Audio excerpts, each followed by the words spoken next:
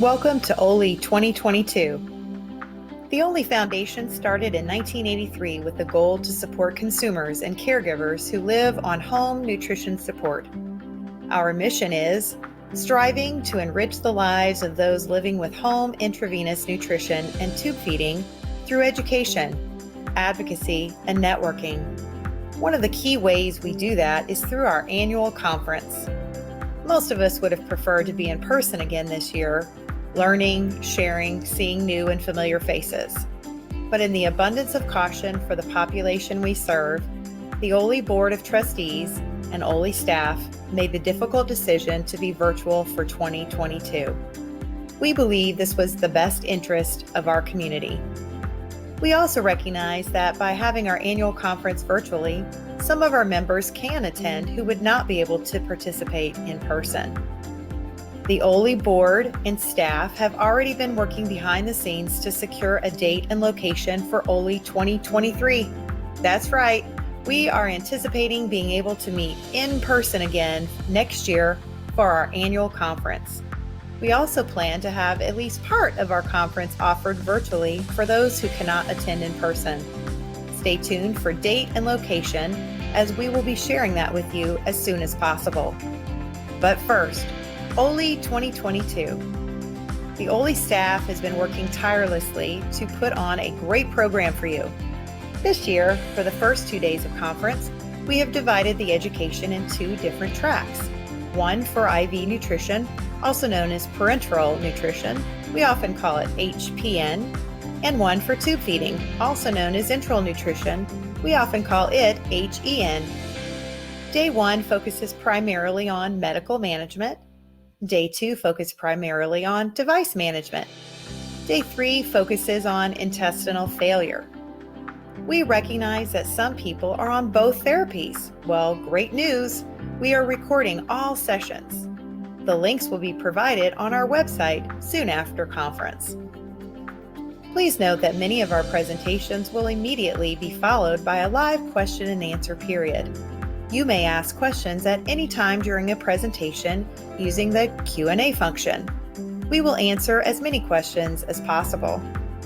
In the interest of time, facilitators will only give a brief introduction of the presenters.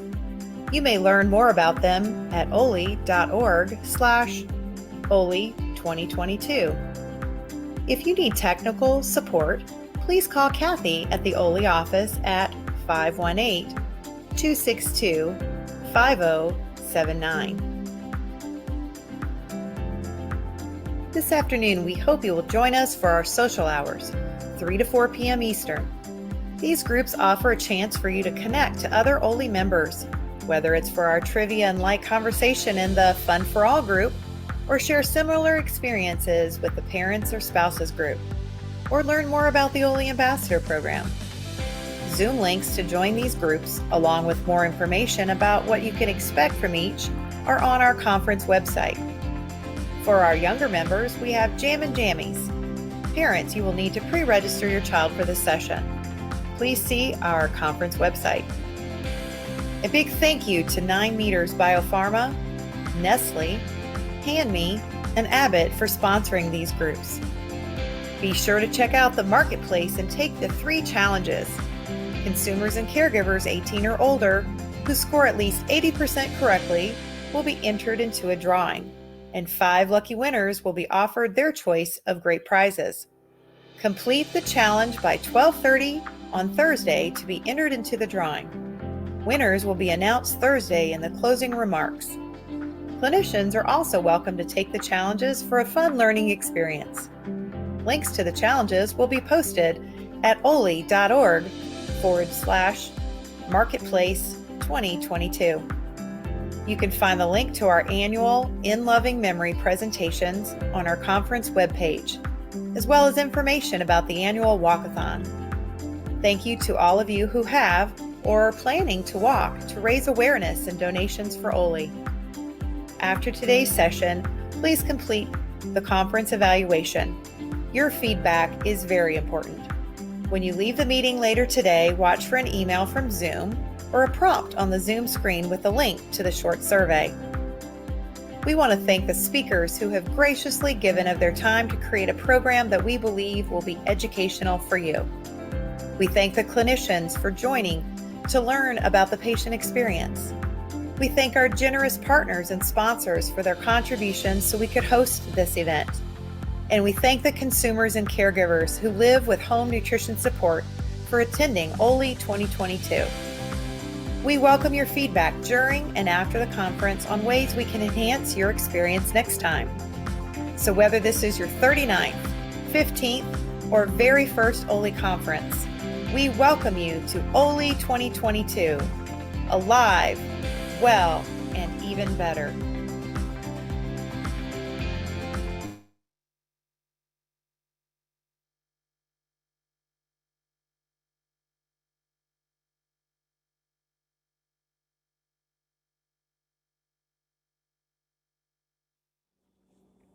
Greetings. My name is Joan Bishop, Executive Director of the Oley Foundation. I want to thank you for tuning in to this special announcement today. I'll begin by saying it's no surprise that I turned 75 this year. And while I was reflecting on what a wonderful 75 years it has been, at least what I can remember. But my thoughts shifted to the fact that another milestone is that I've entered my 40th year serving the Oley Foundation community. And it's been wonderful. Life is good. But then my thoughts quickly shifted to, okay, you're in a leadership position. Life is good, but have you been responsible in not having a succession plan in place?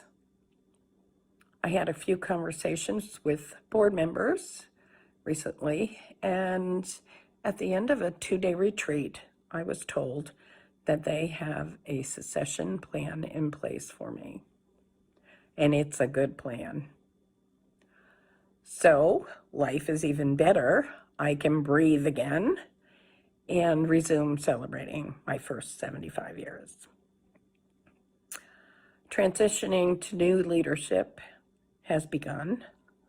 It will be seamless. All that you may notice is that the approach to serving the Oley Foundation community will be new and improved, and I look forward to being a part of this important shift. So I'm not going anywhere soon. In fact, at the end of this meeting, I plan to begin searching for a site for Oley2023, which will be planned as an in-person event with a virtual arm. So it's safe to say I will see you in 2023. Now, before I introduce you to the new executive director, I'd like to share a few thoughts about the first 40 years at Oley. Well, I began working with Dr. Lynn Howard in her clinical nutrition micronutrient clinic. It was amazing to learn from this wonderful, extremely committed and passionate person who devoted years and years of learning and working with the home parenteral nutrition and enteral patients to keep them at home, not only alive, but living life. I mean, it was extremely inspiring. So I also need to share a few things that come to mind is there were no computers in our office. We typed. We opened mail. We had envelopes placed on our desk every day. There was no email. Our building was not networked. We had a board member son, Michael Freeman, set a website up for Oley. But we couldn't view it from our office. We had to go to Albany Medical Center offices and lean over someone's shoulder to be able to view what he had put in place and offer suggestions. When we learned soon after that the building would be networked, we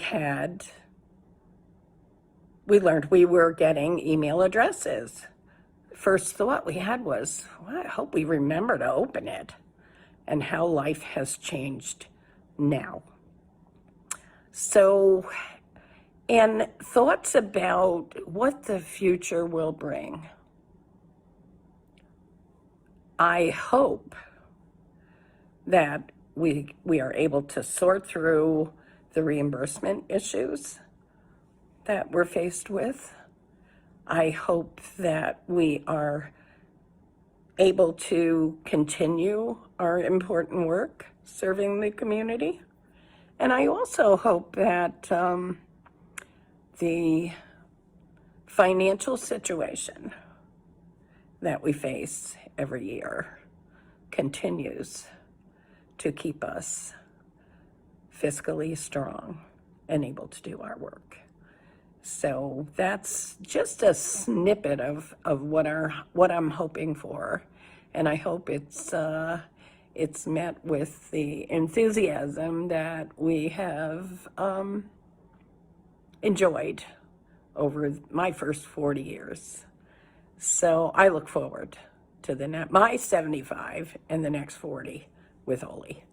So for now, it is my pleasure to introduce you to Beth Gore, who just rotated off of the board of directors, where she was serving as president, and introduce her as the someone who is assuming the position and title of Oley Foundation Executive Director.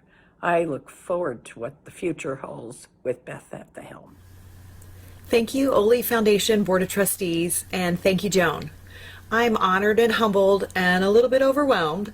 After nearly 40 years of working for Oley and as the executive director for 43 years, Joan, you leave huge shoes to fill. As the executive director emeritus, we are hoping that Joan will be doing the things that she loves, still quite involved, still providing vision, support, and continuity, and doing less and less of the day-to-day operations of the business. Many of you know me, but for those who don't, my story is I am Beth Gore. I live with my husband Dan in Tampa, Florida, with our 6 children, all adopted with special needs. The reason I come to nutrition support is for our youngest, whose name is Manny. He's now 13 years old.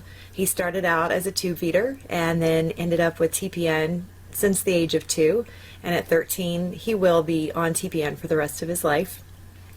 One day I was speaking as a keynote speaker at a conference, and this woman came up afterwards and said, "Hey, can you come speak for us?" That turned out to be Joan Bishop of the Oley Foundation. I came to Oley the very first time. People had told us in hushed tones that, TPN was life-limiting and very challenging, and we had found that to be quite true. But we went to Oley and I found my people. I remember thinking, wow, where have these people been all my life? Tube feeding, TPN, and they knew what my life was like. And that was pretty amazing. But what was most amazing is that people knew how to live, not just be alive, but live, truly live. That's what Oley has done for me and for my family. And so somewhere along the way, I felt the need to start to give back. I became the president. And very recently, the Board of Trustees asked me to step up in this role as Executive Director, because I'm one of you, but I have lots to learn. And I come from a patient safety and patient advocacy world and background. In the fall, the Oley Board will be doing some strategic planning. We're going to be seeking feedback between now and then on the key priorities and to see, what do you think should be our key priorities? What should we focus on? And I'll share with you what I'm hoping we will do. One, I'm hoping we will continue to put an emphasis on these educational opportunities such as webinars, annual conference, and so forth. I'm hoping that number 2, we will focus on our membership, both enhancing current member engagement and also identifying and acquiring new members.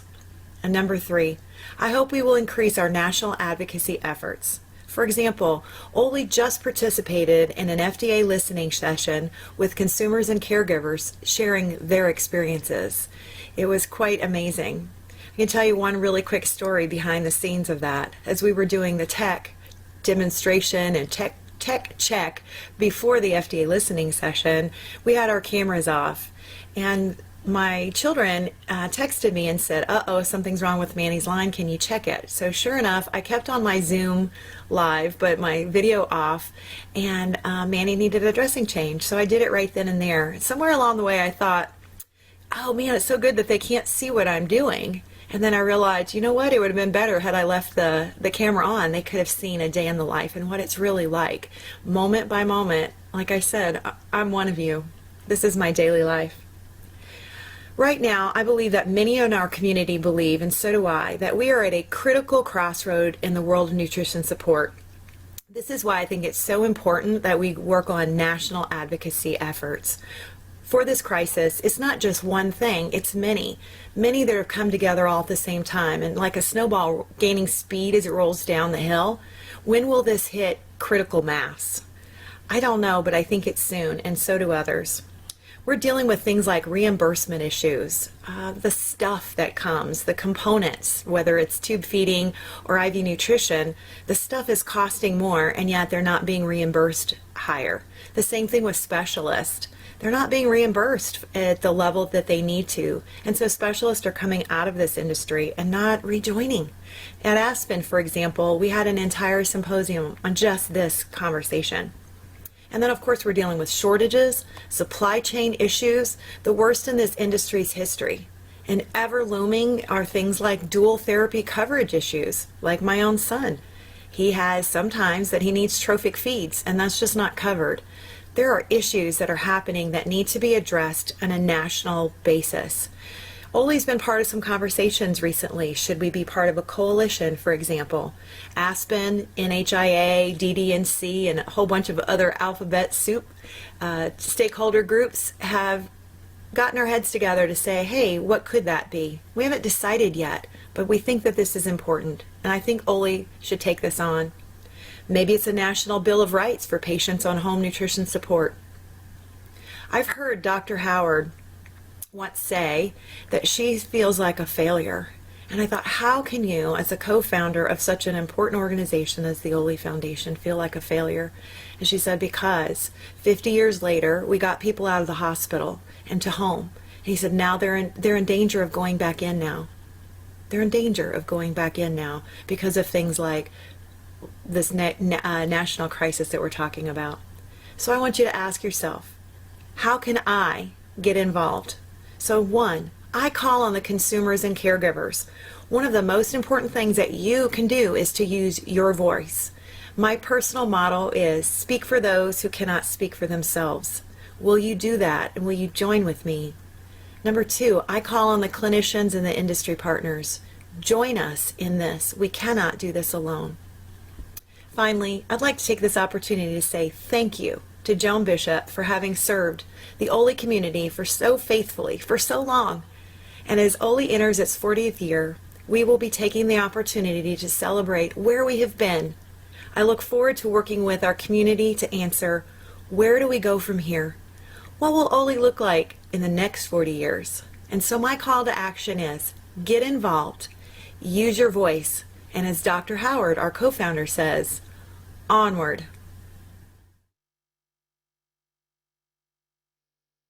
Good morning and welcome to the Home IV or Parenteral Nutrition Medical Management track of Oley's 2022 virtual conference. Thank you for joining us today. I'm Beth Gore, the very new Executive Director of the Oley Foundation, and I will be facilitating this session with you today. So a couple of housekeeping things first, though. If you meant to sign up for the home tube feeding track, please call Kathy at the Oley office. You can find that on our website, but I'll say it really quickly here too, 518-262-5079, and she will help you register for that session. Also, remember that presentations from this and the home tube feeding sessions are being recorded, and recordings will be available on our website after the conference. If you have questions, type them into the Q&A function at any time. You'll see it below, and we will answer as many questions as possible. Next, I want to remind you about the social hours today at 3 p.m. Eastern. Join the Zoom links to join these groups, along with more information about what you can expect from each, or at Oley.org/Oley2022. And you can choose from Fun for All, sponsored by 9 Meters Biopharma, Parents Cafe, sponsored by Nestle, Spouses Connection, sponsored by Hand Me, and Meet Oley Ambassadors.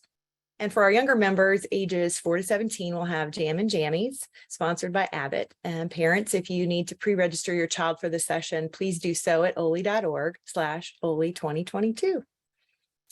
And now I'm going to transition to consumer perspective for today. And I thought, everybody knows my perspective. I don't know that I want to share very much about that today, so I have a little twist on it.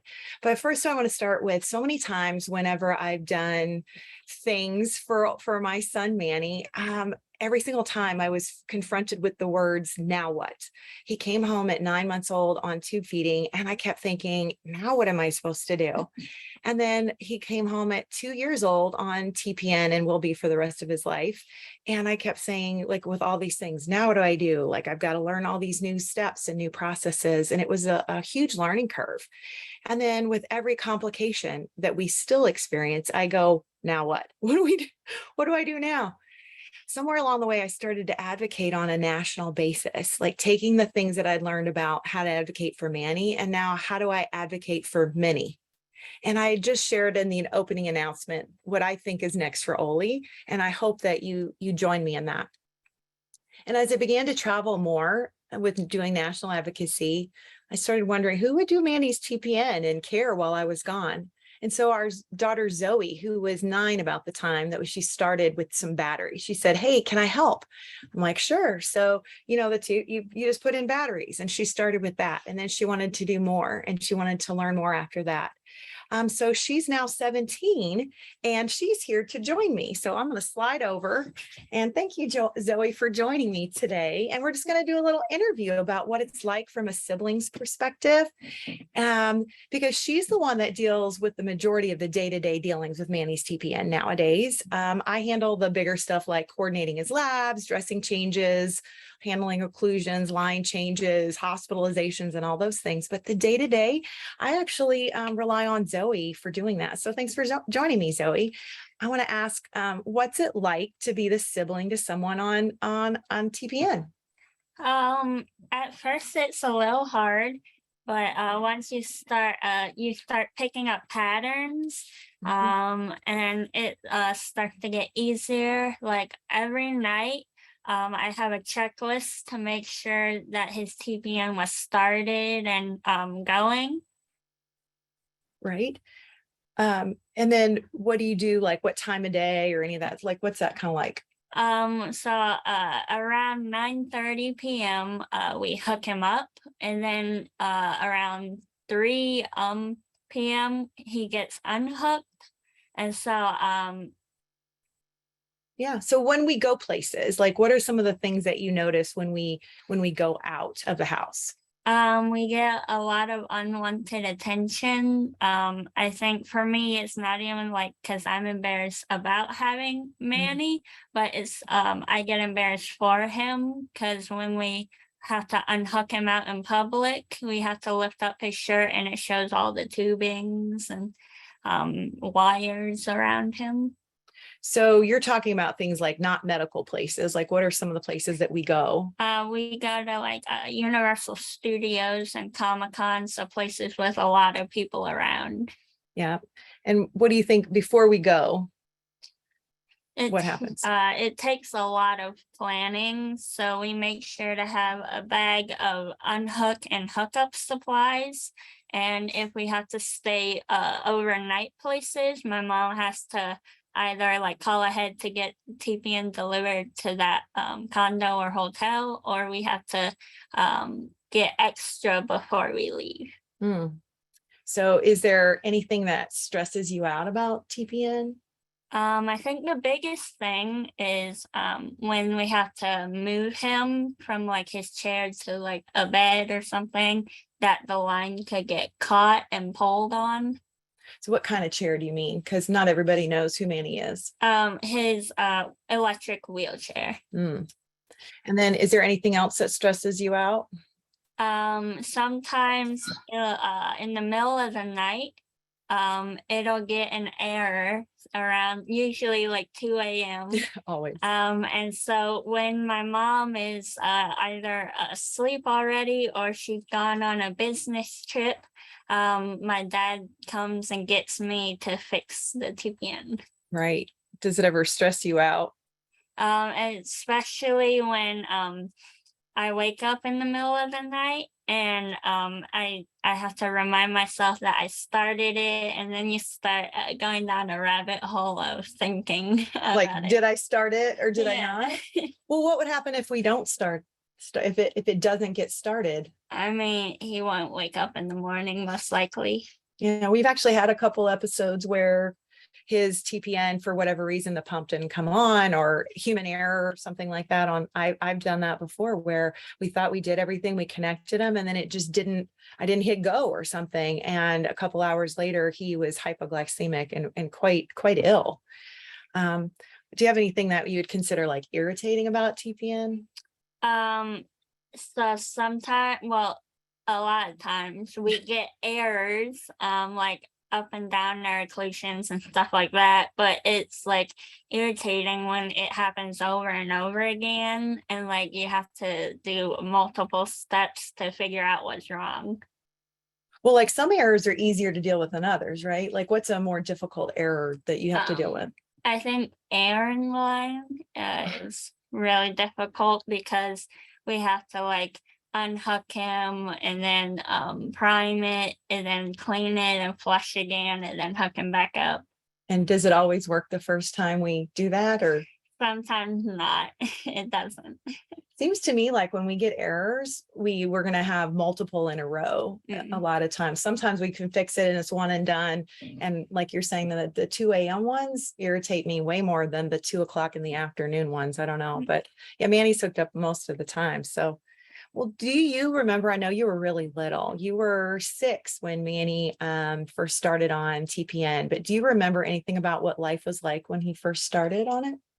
I remember mostly that you and Manny were in the hospital like a lot, like basically living in the hospital for a couple of years. And it was hard on me because it was like my mom was away with this random baby because we had just adopted him. Right. So it was hard to not have mom around. Yeah, I think that must be hard. And I remember several times actually, I have a photo that I took as I was driving away one day. I didn't think I'd get teary about this. As I was driving away one day, I took a photo of my husband and Zoe standing there, and they were bawling their eyes out as we drove away yet again. That was really hard. And knowing what it was like to leave them when they were there, we had a lot of complications early on. Do you remember any scary ones or anything?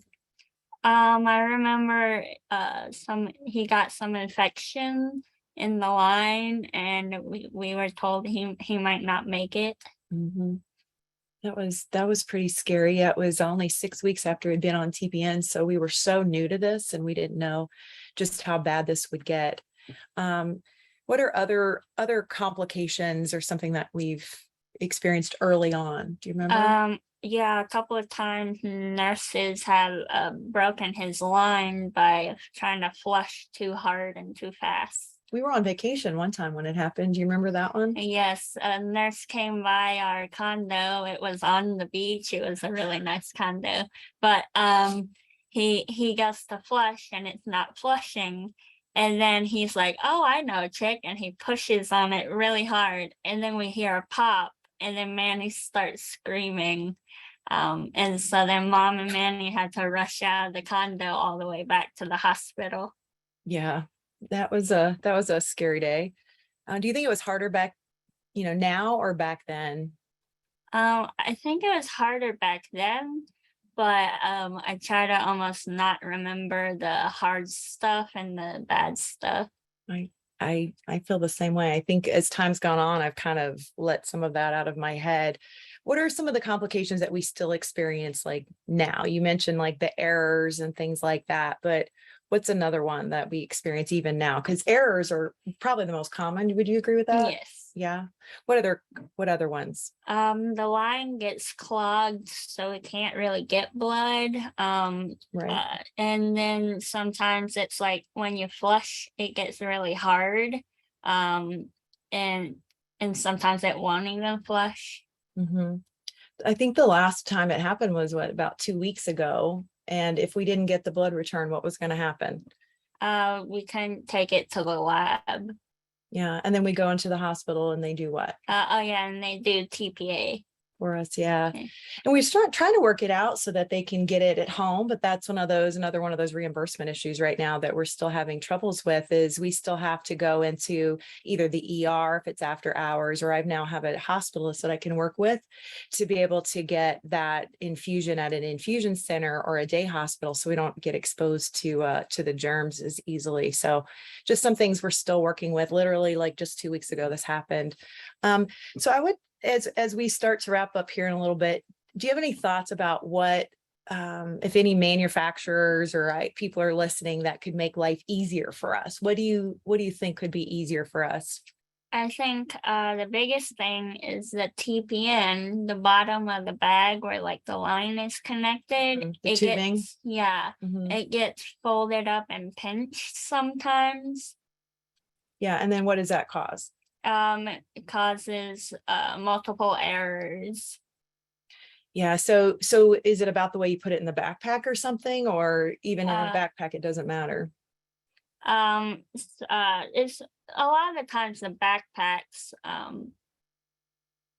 So I was thinking, where could it be instead? I don't know if even manufacturing can do it, but it's in the bottom right now, which isn't the bottom, and so gravity does it. Have you thought anything about what would be a good solution? Maybe it could come out the sides, like the bottom, but on the side. I don't know, maybe some innovation out there. A 17-year-old trying to help in innovation. So even though it's full of complications, what might you have to say about TPN? Well, one of my siblings said that Manny and people like him get to live because without it, there's nothing else in the whole world as backup. So it means everything. Yeah, I'm so glad that she said that. So I guess as we wrap up here, I want to thank, first of all, I want to thank you for joining me today. I know this is her first interview, so thank you for doing that. We haven't really rehearsed this. I just wanted to see what it is that she would say. I think it's an interesting perspective that I think about the TPN for me, and it just like, it feels like it's all on my shoulders. But the truth is, somewhere along the way, it's a whole family thing. So like early on when we were being in the hospital all the time, we're gone and I'm dealing with life and death, but my husband is now at home.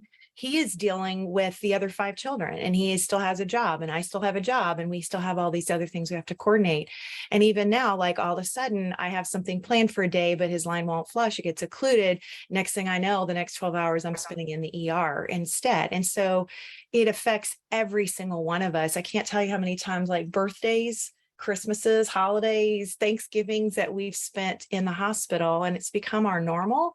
And we don't even complain about it anymore. We don't even think of it as a big deal. It's just kind of our life. But I thank you for being authentic and real about this. Is there anything else that you would like to say in summary? You don't have to have some great thing. Just, is there anything? I just want to give you one more chance to say something if you'd like to. I'd just like to thank everybody for allowing me to be here and talk about my experiences with this.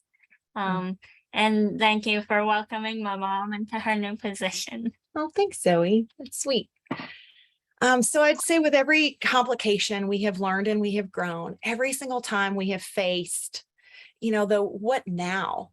now what? What do we do now? And then each time you're the same way, guys. You're doing the same thing. Is where do we go from here? Whether that's about a new backpack and we just figure out, we do all these accommodations and we don't even think much of it. We go figure it out.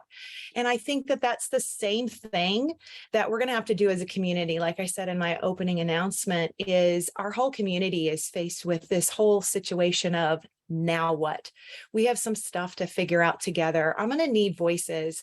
This is going to be all of us. It's going to take the whole community in order to do what it is that we need to do next. So I would wrap up this section and say that at 3 o'clock today Eastern, the Parent Cafe social hour, Zoe, I'm going to convince her to come back there. So if you have any questions that you would like either to ask me or ask Zoe, she has agreed to be an open book and answer honestly and authentically any questions that you have. We'll also be having another sibling and mom talk about their unique experiences, because we know that while we have overlaps of experiences, not one size fits all for all of us. And so we're very excited to share that conversation with you later at 3 o'clock today. Of course, join any other social hours if that fits better, but Zoe will be back at 3 p.m. So again, thank you, Zoe. So next, I would say, please enjoy a brief message from one of our sponsors. We truly couldn't put on a conference like this without their support, or even in person or virtual. So following the video, we're going to be hearing from Dr. Kishore Iyer. He will present on a GLP-2 and short bowel syndrome. Dr. Iyer is the Director of Adult and Pediatric Intestinal Rehabilitation and Transplantation at Mount Sinai Medical Center in New York, New York.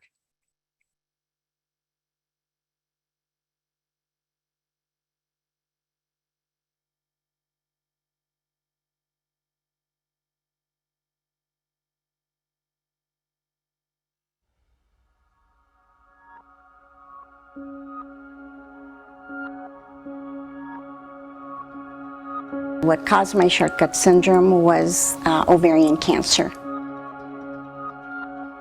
I had radiation, and the radiation kind of caused my small bowel to be very scarred, and it became non-functional. After about a year, they had to go in and remove the larger part of my small bowel. As a result, I was not absorbing things that I was ingesting orally. That is when we decided we need to take a look at what we could do, and that's when I got introduced to Option Care. They were so friendly. They were just very personable, and you know, it showed that they cared about what was going on with me, not just my medical health. My lowest weight got down to about 72 pounds. I was emaciated. My blood labs were always off. I was always cold. I had low energy. So it was a drastic change. And then when we started with Option Care, whenever I would need, say, like antibiotic therapy or something that was a little bit out of the norm, I always got it the very same day that it was ordered. Even if they needed to drop it off or deliver it at 7 or 8 o'clock at night. And there have been times when they have delivered outside their working hours just to get the meds that I need when I need them. They've also been really good about, when I go on vacation, about mixing stuff ahead of time and getting it to my house. I could get out and kind of get back a little bit of my life that I had before. And so they have just been very, very good.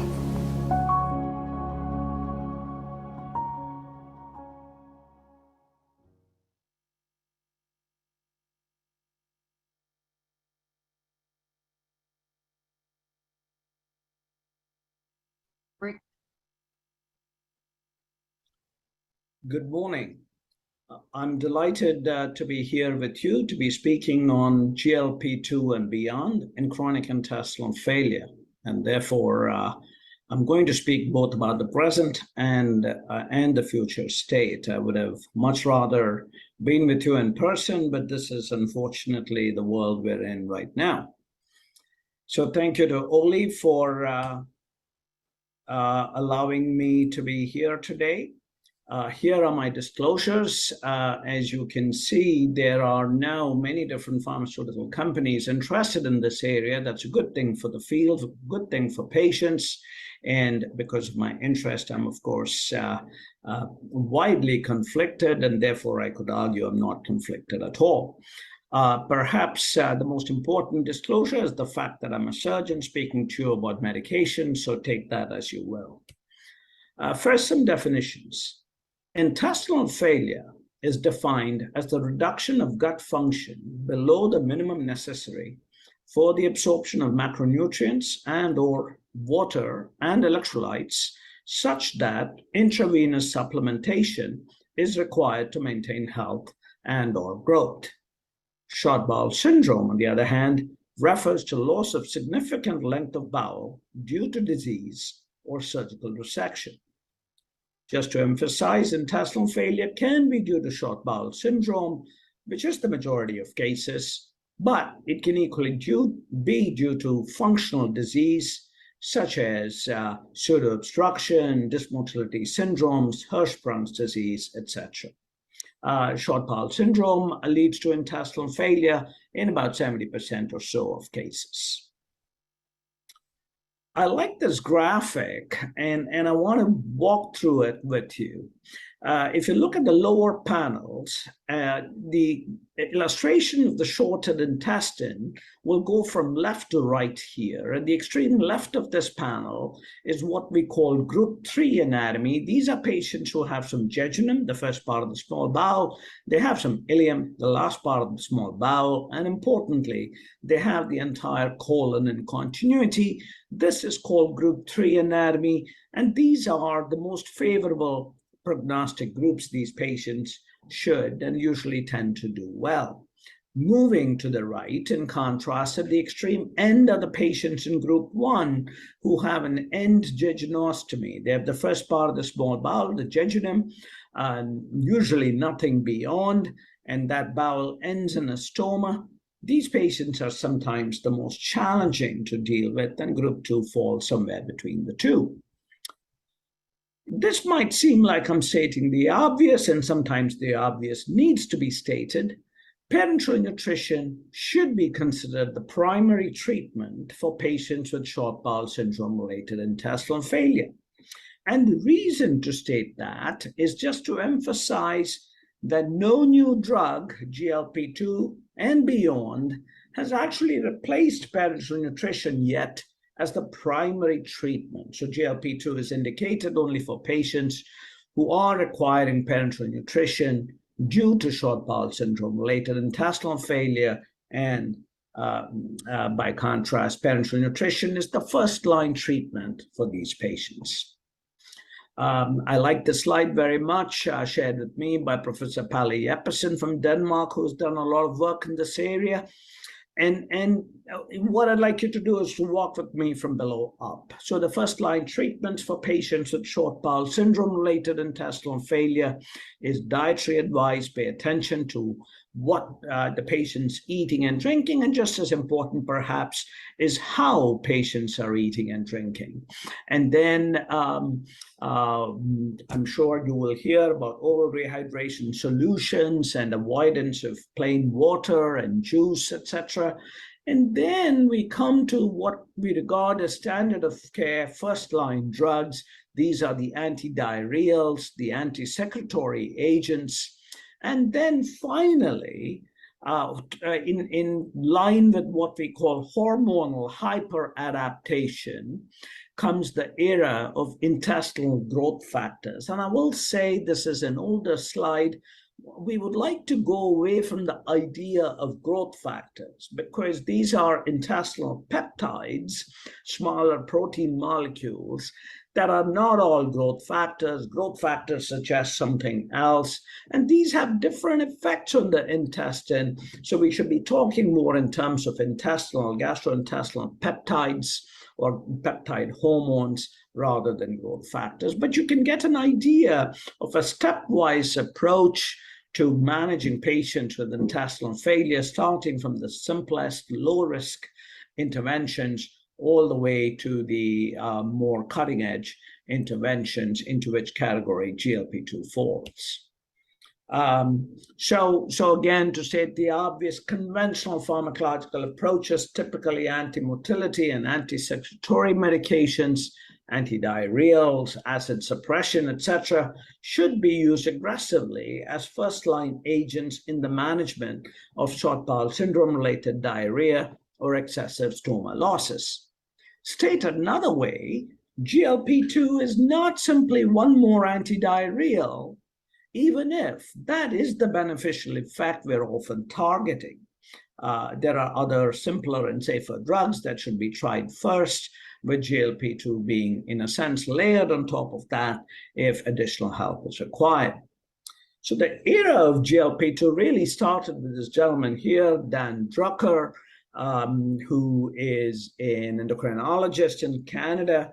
And he did some seminal work showing the effects of GLP-2 on nutrient absorption. And the graphic on the right side shows this effect dramatically.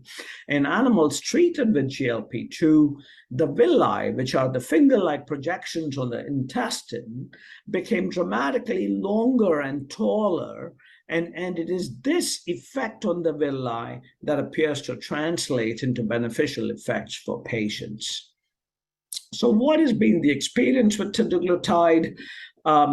This slide summarizes the results of the phase 3 randomized controlled trial, the STEPS trial, that ultimately led to approval of teduglutide in short bowel syndrome-related intestinal failure. I'll say this only once, teduglutide, maybe I'll say it more than once. Teduglutide is the only GLP-2 analog that is currently approved by the FDA, sold in the United States under the brand name Gattex. I will avoid using that name if I can. But when I speak about teduglutide, I'm referring to Gattex. That is available on prescription in the US. You have to go through some steps before you can get it, but that's the approved drug. So what was the data that led to the FDA approving this? The primary endpoint on this study is shown in the darker panel on the left.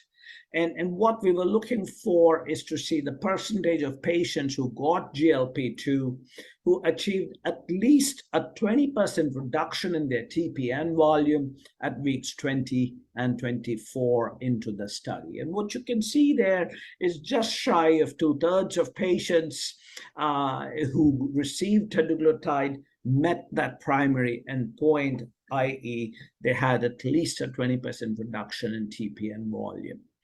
I'm going to come back to the rest of that dark panel in a second, but if you look at the graph on the right side of the slide, you can see the black bars show that over time, there was a continued increase in the benefit. Patients decreased their TPN volume, and that decrease gradually increased over time, as shown by the black bars.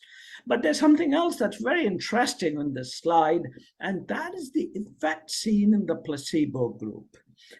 Just to clarify for people who are not familiar with this term, placebo refers to the group of patients who just got saline injection just to make sure that nobody was really somehow influencing the results. So the group of patients who got placebo injections also had some response during the period of the trial. About a third of patients, 30% of patients met that primary endpoint, meaning they decreased their TPN by 20%. And you can see that shown in the light gray bars in the right graph.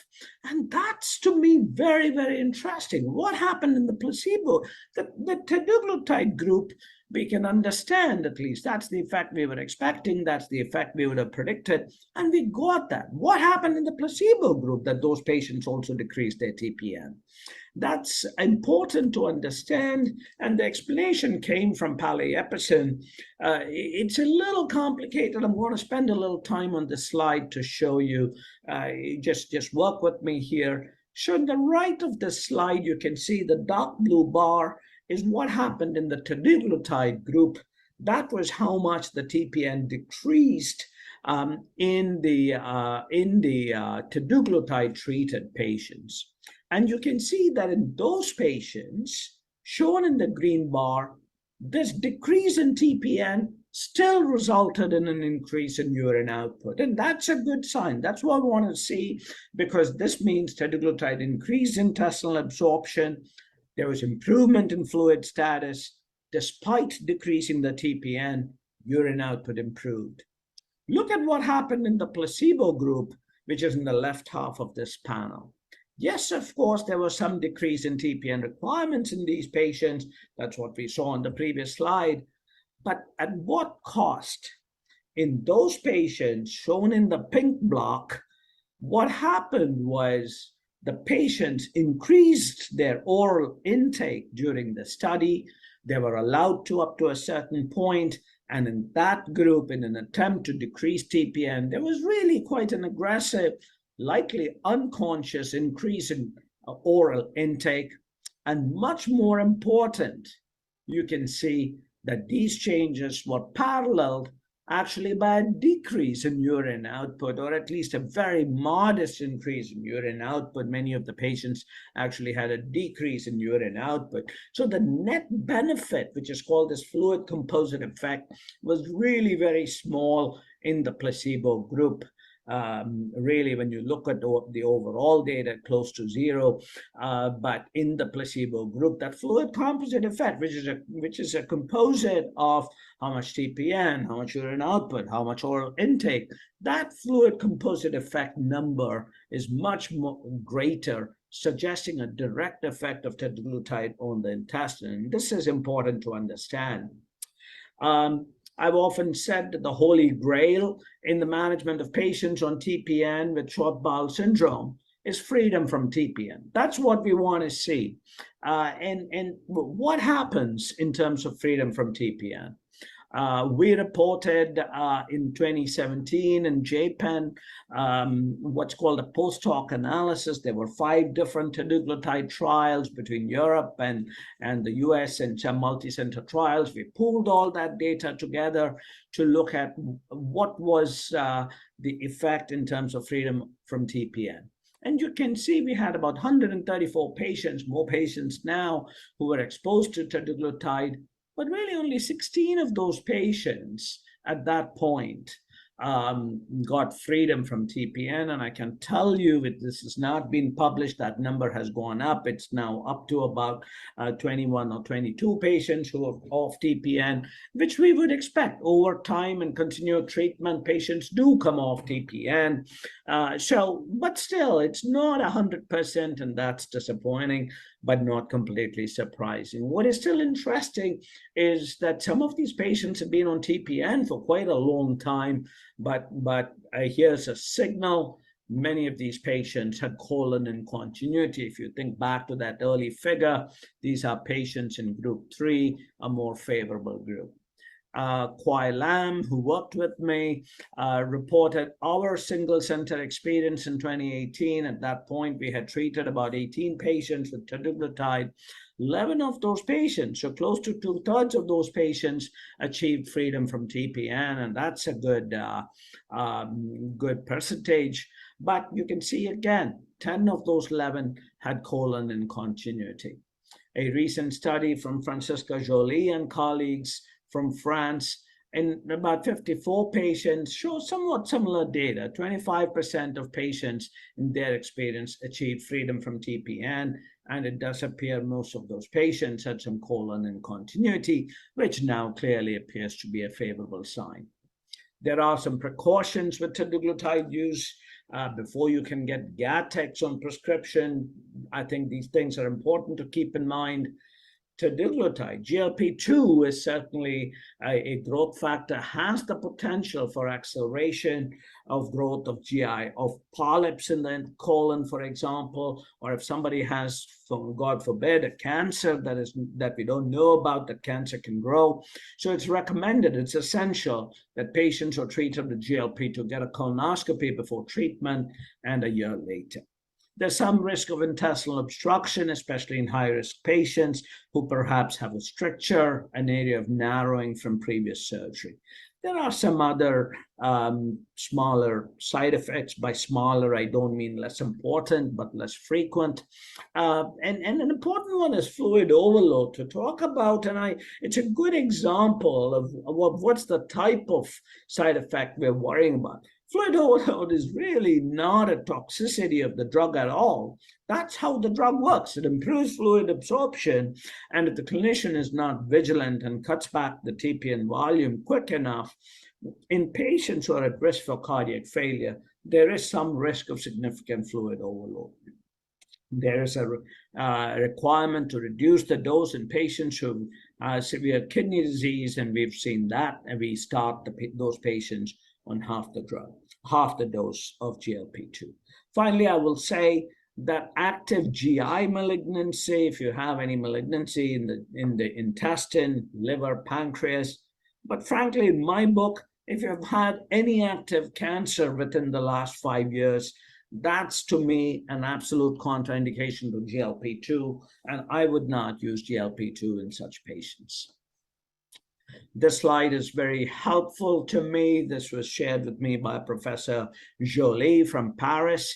This was based on data presented to the European Medicines Agency in France before the drug was approved. So, teduglutide, GLP-2, is indicated for the treatment of adult patients with short bowel syndrome-related intestinal failure. It is recommended that this not be used right after surgery. So patients should be somewhat stable following a period of intestinal adaptation. And really, we recommend at least about 6 months after surgery. And the treatment should not be initiated until the patient's stable following a period of intestinal adaptation. We talked about the normal process of adaptation, what is called physiological adaptation.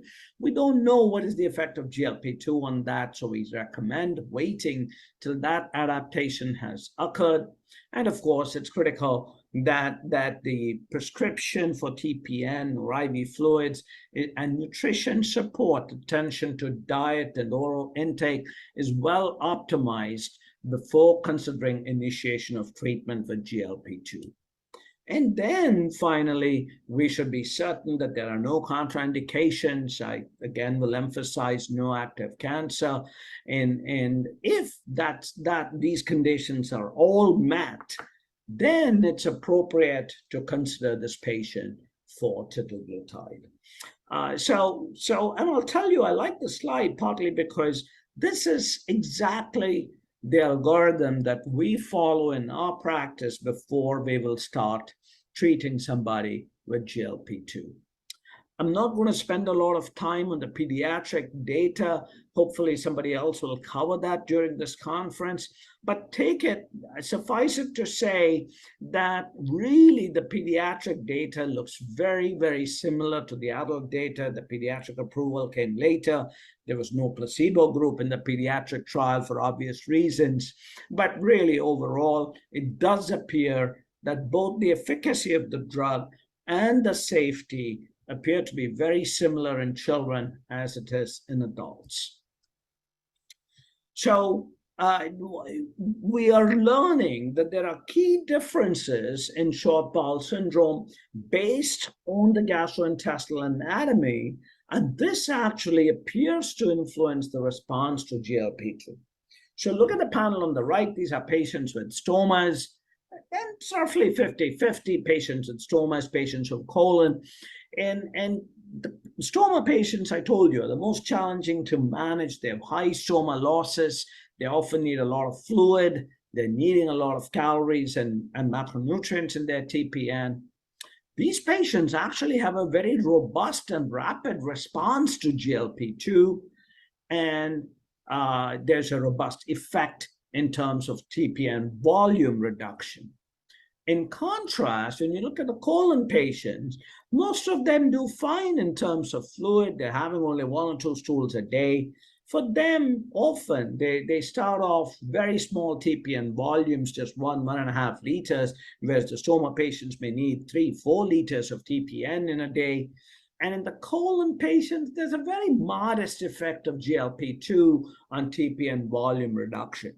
But this difference in behavior can now inform how we should approach treating these different patients with GLP-2. For the stoma patients, we can try and reduce the TPN volume. We can certainly try and reduce the volume time. We can improve quality of life for sure. These patients are unlikely to wean off TPN completely, but with some effort and with some sort of fudging what we do with the patient, it would be possible to try and get a day or two off TPN. In contrast, for patients with colon incontinuity, majority of these patients can wean off TPN. So for those patients who need GLP-2 and are unable to wean off TPN without the GLP-2, then the goal should clearly be to try and get days off TPN, which is nights off TPN. And the goal actually in my book should be freedom from TPN for these patients. Well, let's look at the crystal ball and see what's coming down the pike. And don't tell me that that guy looks like me. It's not me. So the first of these drugs is glepaglutide, a novel long-acting GLP-2. This went through a randomized phase 2 trial that was conducted in Professor Jeppeson's unit. That data has been reported. And what I can say is in adult patients, this was really a tightly controlled trial in adult patients who received glepaglutide. Very clearly, there was quite a significant effect on decrease in stoma output that is shown in the bottom left panel, and that translated into an absolute increase in urine output. This was a phase 2 trial. There was no attempt at TPN reduction, but it is this improvement in urine output that we can then translate and try and reduce TPN requirements. So glepaglutide at all 3 dose levels was safe and well tolerated. In daily doses, that's what was studied in the phase 2 trial, even though it's ideally the real value would be if you can administer it less frequently. In daily doses, glepaglutide significantly decreased stoma losses and increased intestinal absorption in patients with short bowel syndrome. A multi-center, multinational trial, phase 3, has just been concluded. This was a very difficult trial to run in the height of COVID. You can imagine there's been early closure of recruitment into the trial, and we await the results with great eagerness. Just to emphasize, the drug is not yet approved. Obviously, that will depend on the results of the phase 3 trial. Apraglutide is another novel GLP-2 analog that has a longer half-life than teduglutide and therefore provides the expectation that it can be given much less frequently. Interestingly, the right panel, this is now animal data, rat intestine. When rats were given apraglutide, what you can see there, and I think this is an interesting effect, is that apraglutide increased the wet weight of the rat intestine after a single dosing, after a single dose, and after doses given 24 or 48 hours apart, and that was in comparison to teduglutide and glepaglutide. So we should see if that translates into any clinical benefit. 2 phase 2 trials of apraglutide have been completed. That data was presented and then published by Johanna Eliasson from Copenhagen, working with Professor Jeppeson. Very well done studies, randomized, crossover, placebo-controlled study, 4 weeks of injection, and then additional treatment with 10 milligrams of apraglutide for 4 weeks. And importantly, this was weekly injection compared to the daily injection of teduglutide. Metabolic balance studies were done, and I'll just say to you that metabolic balance studies are really the gold standard in terms of how to study intestinal failure. It's done in very few units in the world, and perhaps Professor Jeppeson's unit is just about the best in this science. And what Johanna was able to show was that there was a significant increase in urine production with apraglutide compared to placebo in the 2 doses that were studied. And there really was no difference between the 2 doses, but quite a dramatic difference in terms of mils per day. You can see somewhere between 700 to 800 mils per day of increase in urine output with once a week apraglutide injection. I had the good fortune, actually, Johanna did this work for her PhD in Denmark, and I was her external examiner, and this was really a stellar piece of scientific work. The apraglutide phase 3 study, the STAR study, is currently in progress. I'm quite involved with this trial. I'm the international principal investigator. This is being done over several centers around the world with an ambitious goal of recruiting 144 patients. I'm happy to share that this trial has just has completed the halfway mark. We've just completed more than 72 patients recruited into the trial. And I'll say a shout out to really all of the pharmaceutical companies involved in this area. Zealand Pharmaceuticals for glepaglutide, Vector Bio for apraglutide, coming down the pike, Hanmi, there's 9 meters. Really a shout out to these companies. These are not easy trials to run. The science is very, very important and helps patients tremendously. So this trial is currently in progress. What is exciting about this trial that drew me in is that for the first time, we are actually trying to study the differences between patients who have stomas and patients who have colon in continuity. The FDA accepted that the data suggests we should do that. And the FDA also accepted that we should be allowed to approach the TPN weaning differently based on that anatomy. And I'm very excited to see, because that's where the science is moving. This slide is courtesy of Professor Jeppesen from Denmark. But before I go into this slide, I do want to really emphasize what is shown in the orange under the title. Beware. These what are called cross-study comparisons are to be taken with extreme caution. This was not data that was meant to compare drugs head to head. But what Professor Jeppesen and I discussed at some length and decided it was important to share, even at this stage, all 3 drugs, teduglutide, glepaglutide, and apraglutide, went through phase 2 trials really in the same manner, in the same unit.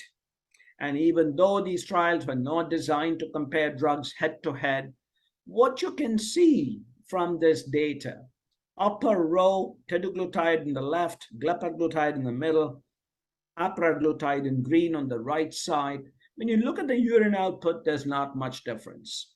There's a 39% increase in urine output with teduglutide, give or take about 40%. Increase in urine output in glepaglutide, about 39% in apraglutide increase in urine output. So that looks about the same. When you look at the bottom row, this is very interesting. The increase in energy absorption looks somewhat similar for teduglutide and glepaglutide. Teduglutide once daily injection, just shy of 800 kilojoules per day improvement in absorption.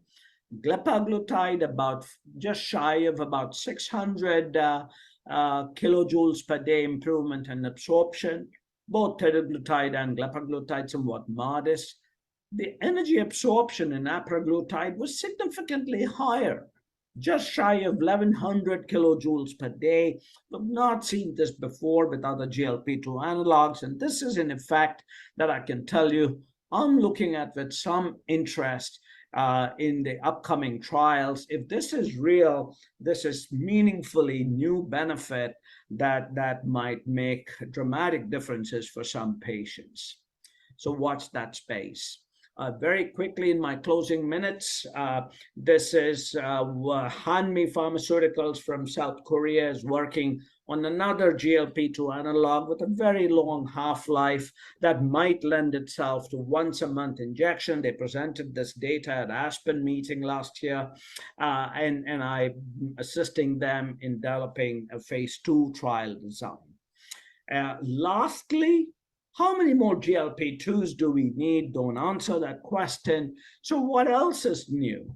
This is a proof of concept study from Professor Yepeson's unit. Liraglutide is a GLP-1 analog that was approved for treating diabetes, and Professor Yepeson and his colleagues did a really interesting proof of concept, open label study. And what they showed basically was with GLP-1 injection, ostomy output decreased, and correspondingly the urine output increased in a small group of patients with short bowel syndrome. But interestingly, look at the increase in energy absorption, which is pretty robust. Clearly, there's a need for larger placebo-controlled trials of GLP-1. And guess what? Coming down the pike is another phase 2 trial called the Vibrant phase 2 program. This is from 9 Meters Biopharma studying vorolanotide. I'm not involved in this trial, but look forward to this data with great interest. I'm just shooting past my time. So in my closing slide, I will say to you, freedom from TPN is the goal in intestinal failure care. If we cannot achieve that, we want freedom from complications for our patients. We want to try and achieve a good quality of life. I think we're coming to the era where goals of care can actually be individualized for the patient. Teduglutide can help achieve enteral autonomy. And if we cannot achieve freedom from TPN, we should look to see if we can get nights off TPN. Yes, of course, for some patients, a 20% decrease in volume is meaningful. Is it meaningful in all patients? I ask myself that question sometimes. I will let you answer it for yourself. Finally, novel long-acting growth hormones and GI peptides are in or approaching phase 3 trials. There may be a long-term role in maintenance therapy. And I can't wait for the future. 5-10 years from now, I'm certain and at least very hopeful that we will be looking at combination therapies for patients with short bowel syndrome and intestinal failure. Thank you very much for this opportunity. Be well.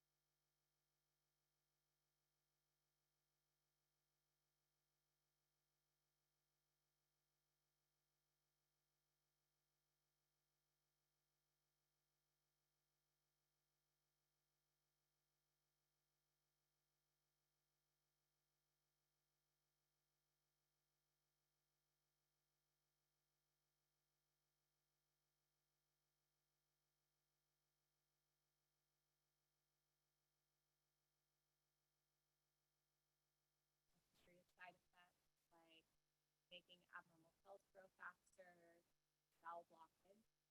Together, her doctor and I made the decision to start my daughter on Catheter, and I'm glad that we did, as it helped her wean off FRCS. And it made a huge difference in our daily life and just our ability to have some freedom in the evenings in particular. We've been able to spend more time.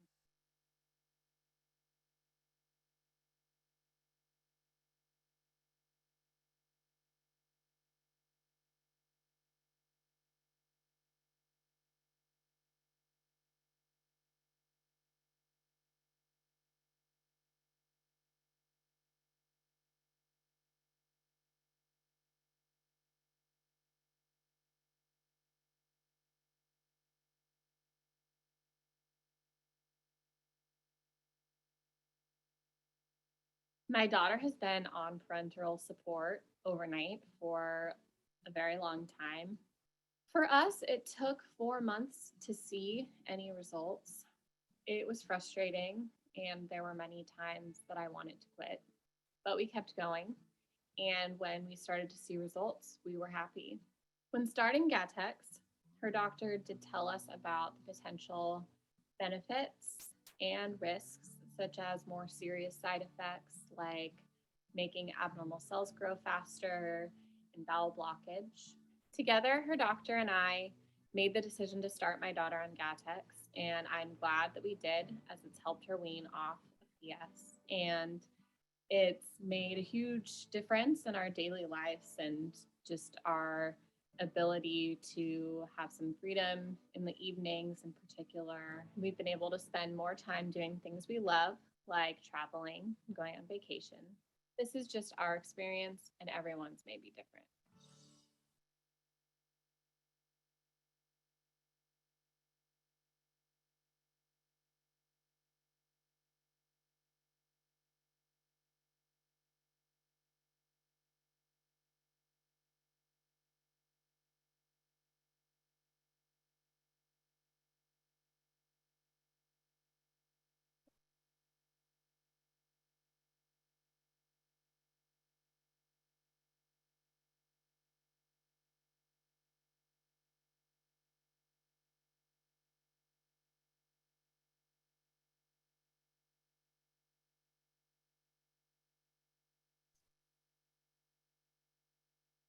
Thank you.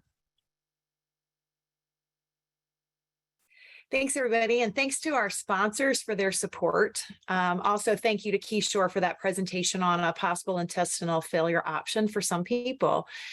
He was unable to join us for the live question and answer session, but Dr. Sivan Kinberg has been working on answering some of those questions behind the scenes that were submitted. And she's also wanting to answer a couple of them live for us right now. She's just going to jump in and pinch hit for us. So I appreciate that. Thanks, Dr. Kinberg, for joining us. I will answer or ask you a couple of them. We will answer only a couple. We don't have time for all of them. But the one that keeps coming up repeatedly is if a patient has intestinal failure, but not surgical short gut, are they studying this, or would this help increase absorption to the bowel for those patients? That's a good question. So right now, it's the GLP-2 analogs are only indicated if you have short bowel syndrome. But I think it is being looked at because that is coming up a lot with intestinal failure. In looking at the different etiologies of intestinal failure, somebody brought up in the questions like a chronic intestinal pseudo-obstruction. As of now, it's really not indicated for that because what the GLP-2 analogs do is slow down your motility. But it could be useful for a patient that has short bowel syndrome and dysmotility, such as patients with gastroschisis. There is some success in that, but I would recommend, and this is true for everyone, speak to your doctor and see if you're eligible for any of the upcoming studies or any of the medications that are already approved. Great.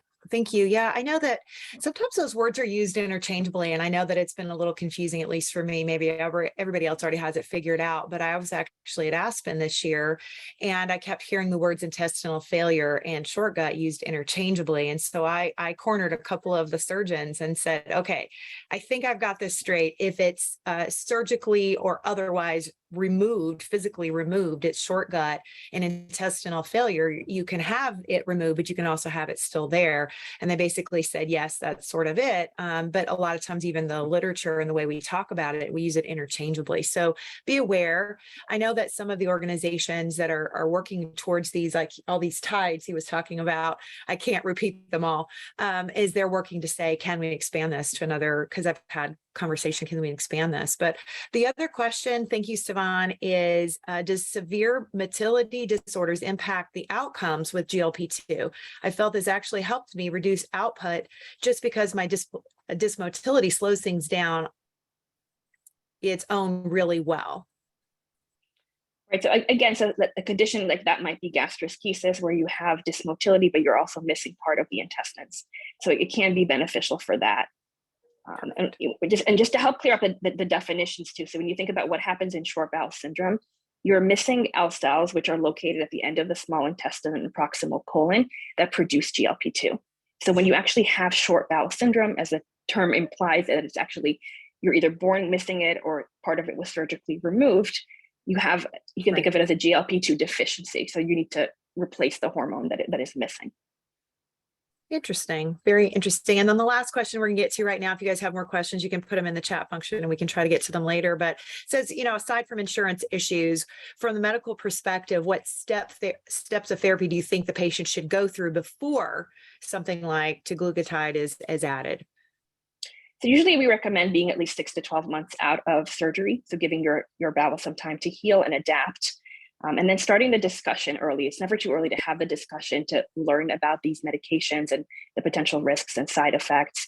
And then when actually starting it, you want to ensure that there's a time of stability, and kind of look at, are you having trouble weaning off of TPN, and how urgent is it to wean? So are you starting to lose access? Is your liver being affected? In those cases, you do want to start these medications and this discussion much sooner than someone who has been stable on PN for many years. Interesting. But they are also looking. One thing I want to add: they are actually looking at this in babies right now, studying this to see can GLP-2 help this natural process of adaptation. So I think in the future we're going to learn so much more about these medications. So interesting. The innovation that is necessary for this is just so incredible to me. I'm so thankful there are so smart people who can figure this out. So thank you so much for jumping in there, Dr. Kinberg. And Happy thank you, Dr. Iyer. Thank you, Dr. Iyer, for that conversation. And I know that there will be many more about this. So now we're pleased to present the winners of the HPN Research Prize. This is sponsored annually by NutriShare Inc.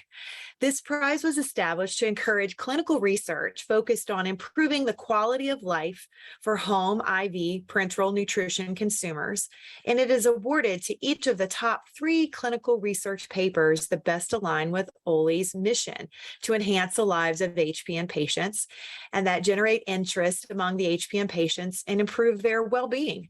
This year's winners, I'm proud to present, are Hassan, Dashti, PhD and an RD, Kristy, Feeney, MS, RD, CNSC, and Jenny Yu, MD.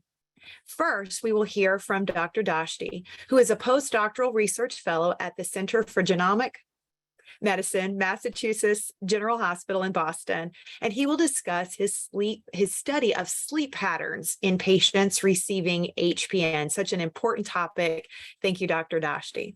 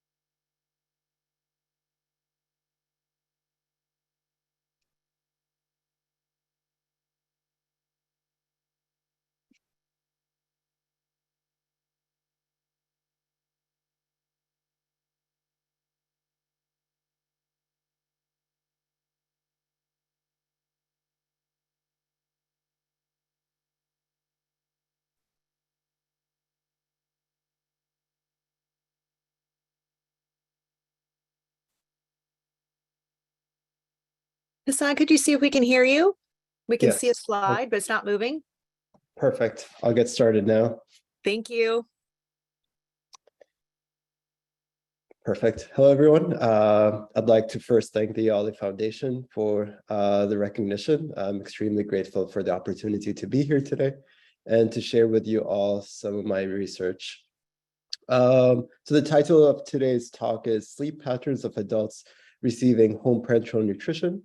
I'll be talking about findings from a recent study that we have concluded. I'll also share some of our ongoing studies in case you would like to participate in future studies, and also some of the things that we have in mind for the future.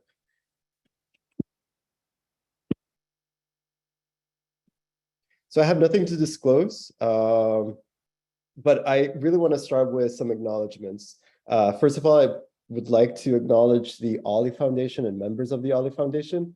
I'm going through the list of participants, and I recognize a lot of members who have actually contributed to the research that I'll be presenting today. So thank you all for making this a possibility and recognizing that sleep is a really important topic that has been understudied in this community. I also want to recognize Aspen, who has funded the research that I'll be presenting. And then I also want to acknowledge my collaborators and my clinical research coordinators who have made this research possible. So thank you all. Okay. I think we all recognize the importance of sleep, but just to reiterate some important points about the importance of sleep, why is sleep important, or what is sleep important for? And these are some of many other functions that sleep plays, starting with brain function and brain health.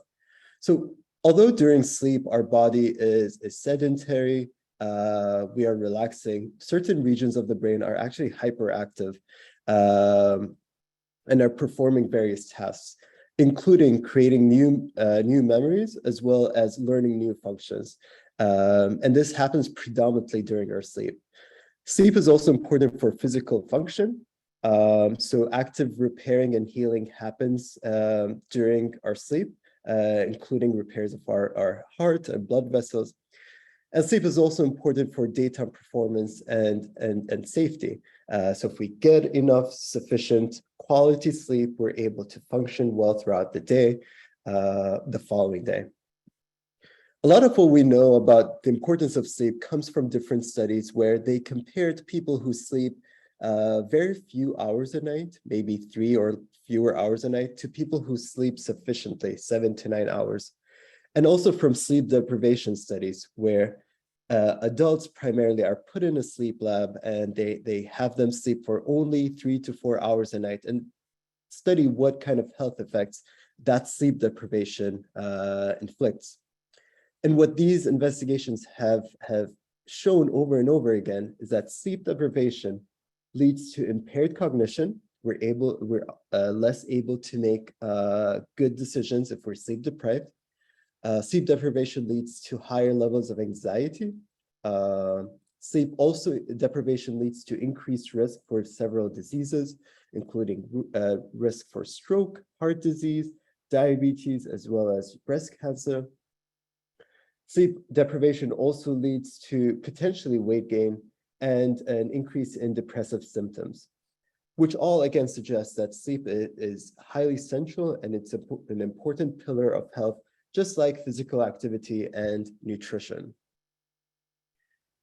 And a lot of what we have known so far about sleep came from very few survey studies, quality of life specifically studies, that have been conducted where participants who were receiving home parenteral or enteral nutrition were asked about different aspects of their sleep.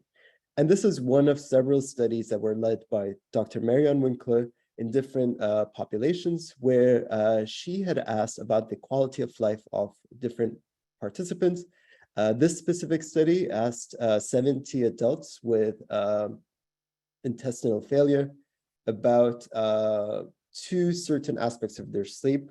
The first question was, in the past 2 weeks, how often have you experienced these things? my sleep was disrupted by PN pumps. And in response to that question, 21% and 15% of the responders said often or always having their sleep disrupted because of PN pumps. Another question was, my sleep was disrupted because I had to get up to urinate.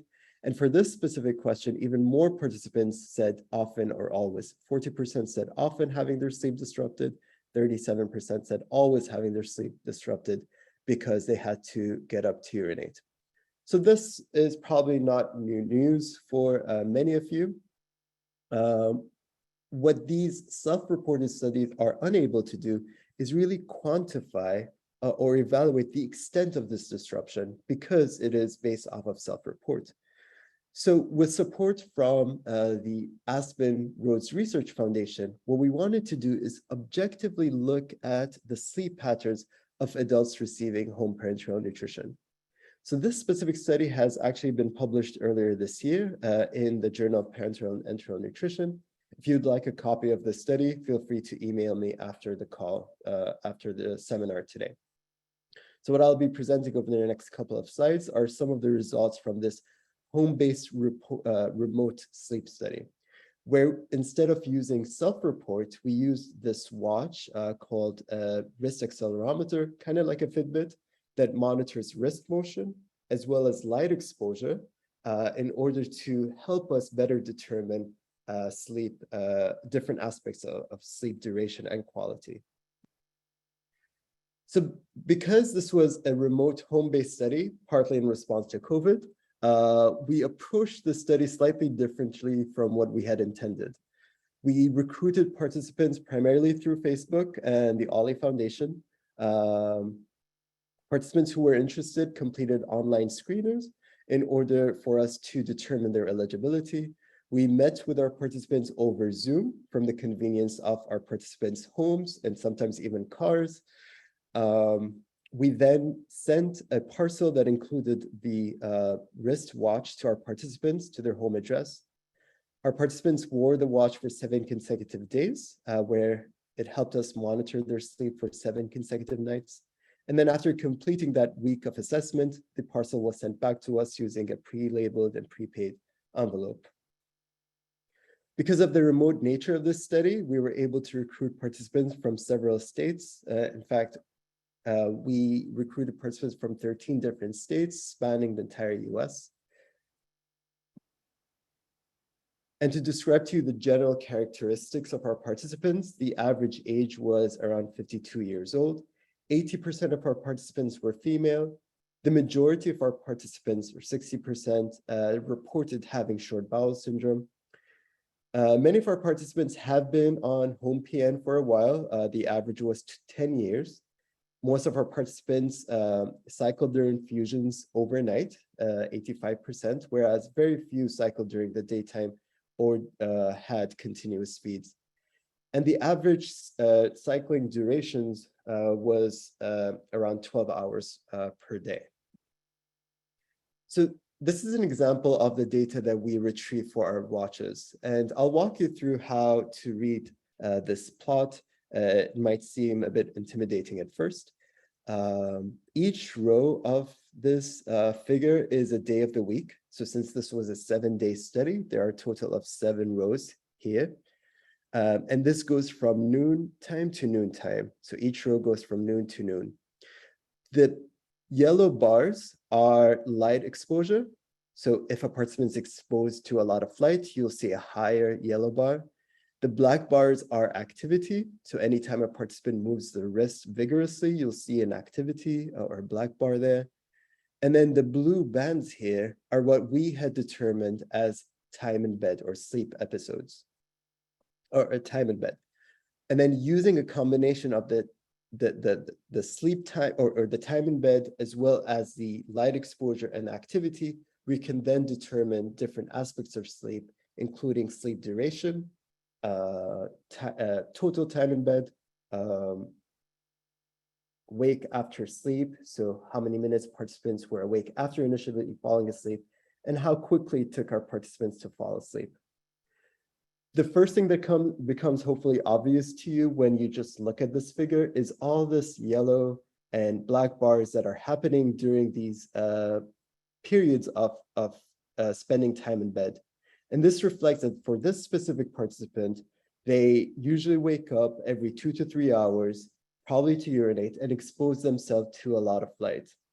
The other thing that I wanted to point out that might be obvious from looking at this is that this participant had a fairly consistent sleep-wake schedule. They went to bed almost at the same time every day and woke up roughly around the same time, although you do see some fluctuations here. And I'll get to this a bit more later on.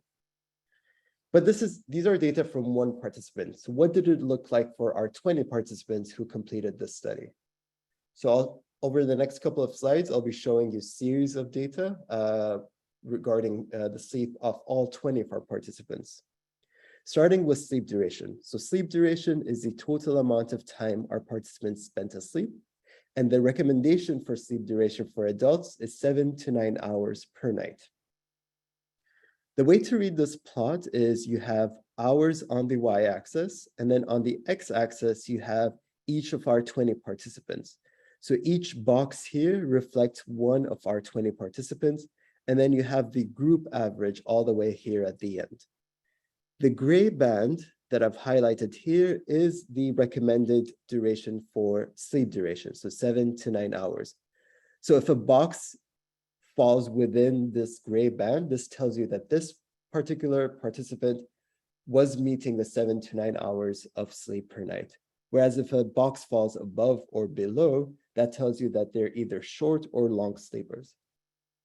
So what we found was that the population average for sleep duration was approximately 7 hours. So the overall average fell towards the lower end of the recommended duration of 7 to 9 hours. What we found was that 55% of our participants, so all these participants that are on the right side of our plot, did not meet the recommended sleep duration of 7 to 9 hours. All these boxes are falling below the gray shaded region. Next, we looked at sleep onset latency. So now we're looking at how quickly our participants are able to fall asleep. The current recommendation for sleep onset latency is 15 minutes or less. So generally, adults should be able to fall asleep within 15 minutes. And very similar to the previous plot, I'm showing you data from all 20 participants with the gray shaded region here showing the 0 to 20 minutes, 0 to 15 minutes, which is what's recommended. What you can see here is that most of our participants actually are meeting the 15 minutes recommendation or less. All these boxes, almost all of them, fall below the 15-minute threshold, with a few exceptions. For example, we had one participant that spent over an hour in order to be able to fall asleep. But for the majority of our participants, this wasn't an issue. Only 35% were not able to fall asleep within 15 minutes, but the majority were able to fall asleep. So what these data tell us that participants on home PN are not having issues falling asleep. Instead, they seem to have issues maintaining sleep or staying asleep. So these results are for wake after sleep onset, which is the total time spent awake after initially falling asleep. And the current recommendation is to only spend up to 20 minutes awake after initially falling asleep. And what you can see very clearly is that most of our participants, most of these boxes fall above the 20 minutes threshold, which tells us that our participants have difficulty maintaining sleep. In fact, the average duration that we have estimated was an hour awake after initially falling asleep, which surpasses, it's almost 3 times higher than what is currently recommended. The other issue that we had found also was the prevalence of napping among our participants. So napping is generally recommended only for people who feel tired during the daytime, and they're recommended to limit their naps to 20 minutes. What we found in this study was that most of our participants do nap during the day. And not only do they nap, but their naps tend to be on the longer end. The average napping duration was around 65 minutes, and 65% of our participants reported taking at least one nap. Now, the issue with taking long naps and very frequent naps is sometimes it impedes your ability to fall asleep at night. And I'll get to some of those recommendations in a bit. So I showed you some of the patterns that we have identified through our sleep study, but it's important to keep in mind that there are many factors that contribute to poor sleep. I've alluded to the parenteral infusions. We know that overnight infusions lead to frequent urination, which sometimes causes people to wake up frequently. The PN pumps sometimes are disruptive to sleep, and PN infusions sometimes makes people less comfortable while they're asleep or restrict their sleep positions. It's important to keep in mind that there are other factors as well, in addition to the PN infusions, such as different comorbidities, especially mental health issues or depression might also result in poor sleep. Medications sometimes might be disruptive to sleep, and various nutritional deficiencies might also disrupt sleep. So it's not only the PN infusions. So the obvious thing that we wanted to examine was whether daytime infusions might lead, compared to overnight infusions, might help people sleep better. Before I describe to you the study that we have ongoing where we're assessing this, I wanted to share with you an article that was written by an HPN consumer, Nancy DeVry, that is published on the Oley Foundation website that talks about her specific experience with daytime infusions.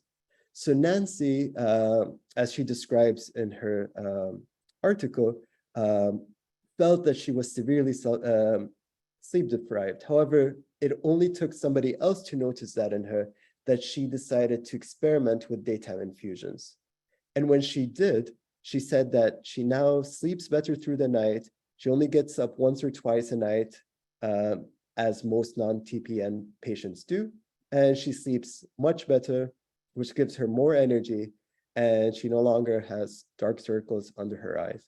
I encourage you to read this article. You can scan this QR code here on the right to give you some insights into what people experience if they do decide to experiment with daytime infusions. But Nancy's one person. We wanted to systematically study this in a larger number of adults. So we have an ongoing study right now that aims to investigate whether daytime infusions of PN could lead to improved sleep quality in adults with short bowel syndrome. So if you are currently on overnight infusions of home PN and are living with short gut and would like to participate and would like to experiment with daytime infusions, our QR code is on the slide. You can scan the QR code or go to our study website to learn more about this study. This specific study is a 2-week study where we have participants continue overnight infusions for 1 week, and then for a second week, we ask them to experiment with daytime infusions. We're using the same technologies that we used in our previous study that I presented on in order to see whether the daytime infusions lead to improved sleep quality. Our participants do get paid for being part of this study. For our remote participants, we're paying $450. For our in-person participants in the Boston area, they get paid $750. So if you'd like to experiment with daytime infusions, feel free to reach out to us. However, it's important to keep in mind, as many of you probably are aware, that daytime infusions may be inconvenient. Many of our participants, especially in the trial, tell us that that 1 week of daytime infusions sometimes led to limited social interactions because they didn't want to leave the house while they're hooked up. Some participants complained about having various difficulties carrying their feeds with them. Some participants complained about frequent urination now during the day.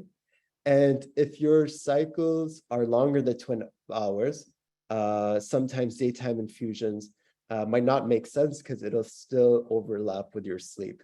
However, it's something worthwhile examining yourself.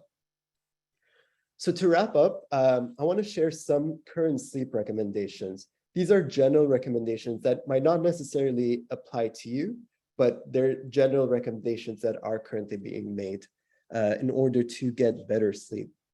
So they're listed on the slide, and I'll go through them very quickly. Avoid stimulants at least 6 hours before bedtime. Avoid excessive food and liquid at night. Try to switch off your devices, although your smartphones, although this is hard to do in this era. Use bed only for sleep and get out of bed if you're unable to fall asleep.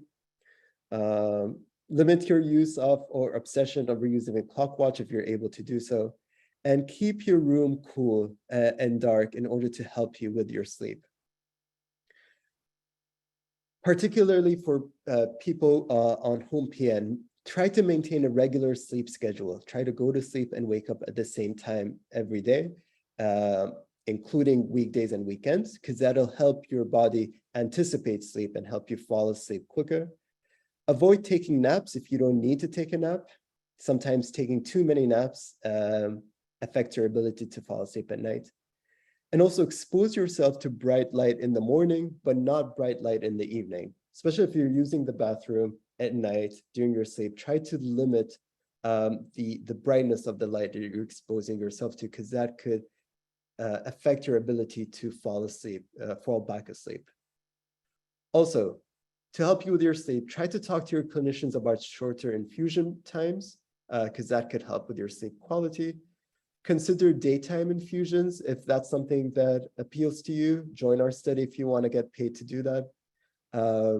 See if there are any nutritional deficiencies that you need to address in order to help you with your sleep. Iron, for example, being one of them.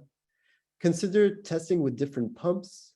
We've learned that some pumps are louder than others, so maybe try to switch your pumps if yours is particularly noisy. And lastly, limit your exposure to bright light at night, because that could be disruptive to sleep. With that, I'd like to thank you for listening. And again, I'd like to thank the Oley Foundation for supporting this research and for you all for being here today. And I'm happy to take any questions. I'm unable to start my video for some reason, but I'm here to take any questions. Thank you for your presentation, Hassan. And I actually have a couple questions myself. This is something that affects our own family too. So basically, the first thing I want to say is, so Dr. Winkler put in the comments to, if we're going to consider changing schedule, please talk with your provider first before you do this on your own. That is just a cautionary thing to make sure that we do. I think that the chronic sleep deprivation that we find ourselves in isn't even something we recognize sometimes. So thank you for bringing this to our attention. My question is specifically, I'm asking this question, is sometimes it's the alert awake. Like it's the alert awake, like you're finding yourself, if you wake up because you need to use the restroom, that's one thing, but like that alarm that all of a sudden starts blaring, I find that very difficult to go back to sleep afterwards, especially if something's wrong, and it's the longer and the more steps it takes in order to fix the problem. Do you have suggestions for how to go back to sleep after alert? Yes, that's a great point. Yeah, there's a reason that the alarms are there, because there's something that you need to address. I know one of our participants switched out their pump to something that is less loud. And I think that still being able to respond to it, but not being frightened by it, helped him fall back asleep quicker.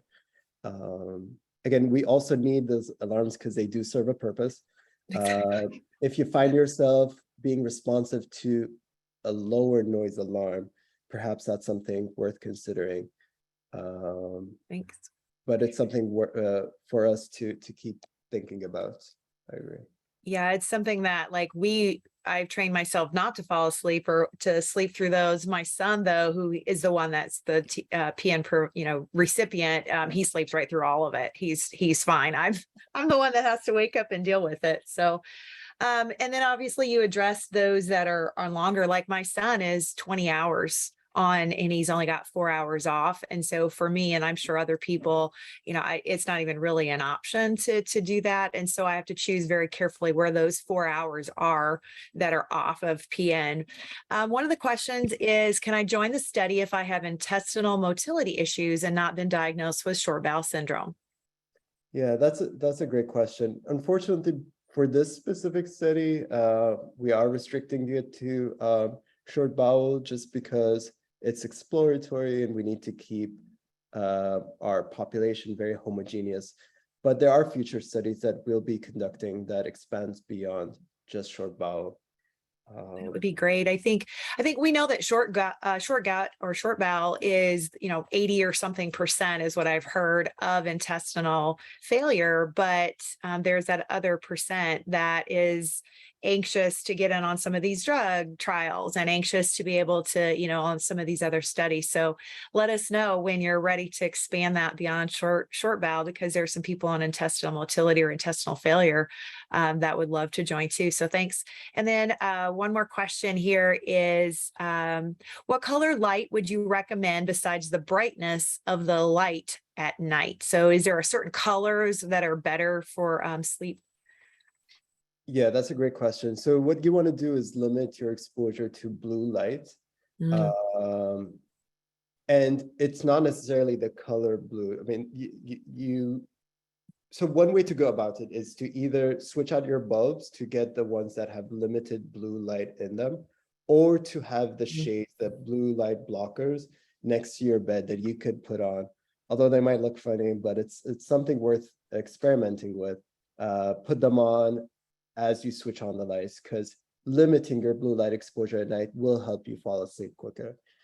There's also the night shift mode on your phones that limit automatically blue light exposure being emitted from your screens. So that's something else that you can try as well. That's awesome. Thank you. And then I just want to ask one last question of you. This is something that's come to my head as we've been talking today. Is there anything that surprised you in the study? I think a couple of things actually. I think going into this, as naive as I was, everything that I found was new to me and exciting. I think the high prevalence of daytime napping was a bit surprising to me. And I've talked to some of your members about their napping experience, and what I've been told is that the napping is a different form of napping, and I'm really interested in exploring this further and seeing how it could be used, how napping could be used as an opportunity to recover and not necessarily a way to hinder our ability to fall asleep at night. The other thing was the light exposure at night. That was something that I had not thought of prior, and it wasn't until we saw the results that it became very clear to us that there's so much light being emitted from different sources. Awesome. Because many of our participants will continue doing overnight infusions because it's a quality of life issue. We are trying to establish guidelines for sleep or resources for sleep for adults on home PN, probably also kids as well. And that's something that we're trying to work on with the American Academy for Sleep Medicine. And hopefully that you'll hear more about it later on. Well, that's very exciting to hear. Look forward to seeing that. And thank you to Dr. Dashti for being here today. We look forward to more of your research in this area and hearing more about you. So thank you so much for joining us today. Next is Kristy Feeney. She is going to be speaking about her research on catheter-related bloodstream infections and catheter lock solutions. I know this is a hot topic, at least in my house. Kristy is the National Manager of Nutrition Quality and Safety for Quorum CVS Specialty Infusion Services. Thanks for joining us today, Kristy.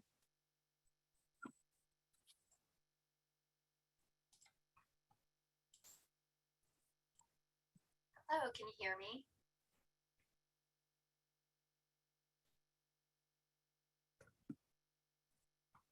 Yes, I hear you, Kristy. Are you able to hear me?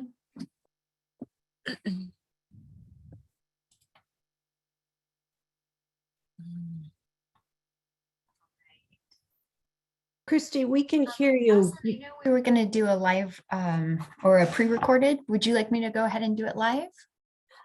Alex, Alex will show the recording now. And then we'll pull you on for the live Q&A. Alex, do you see her video?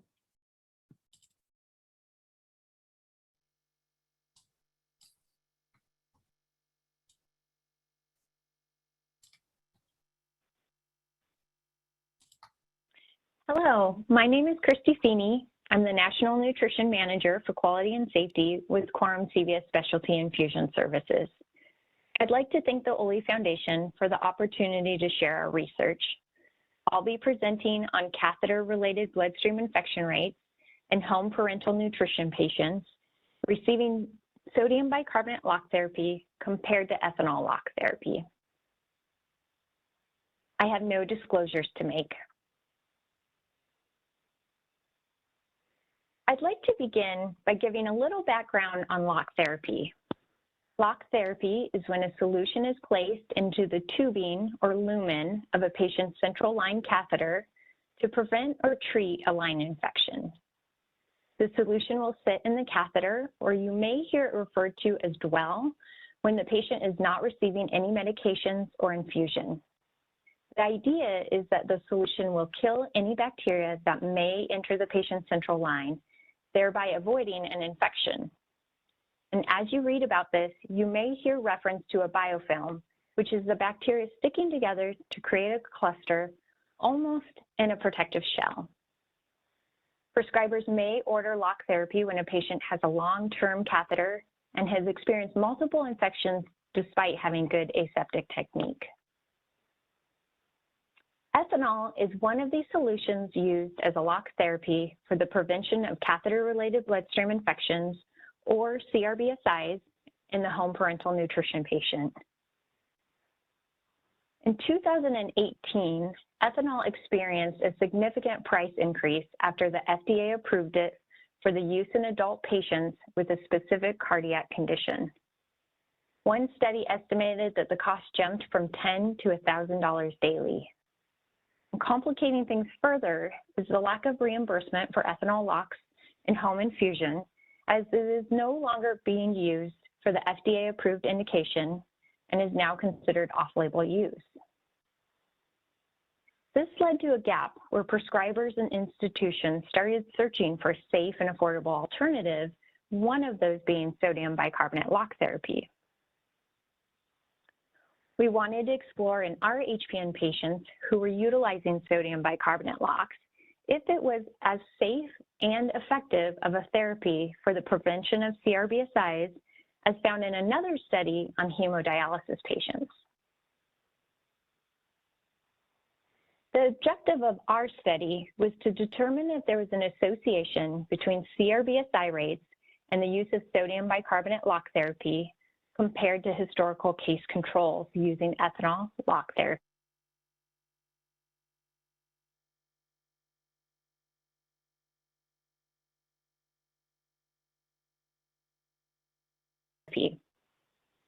Historical case controls just means that we use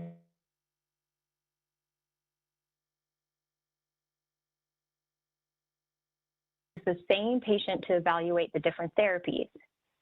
So for example, patient's X data is collected from when they received ethanol lock therapy, and then again, patient X's data is collected from when they received sodium bicarbonate lock therapy.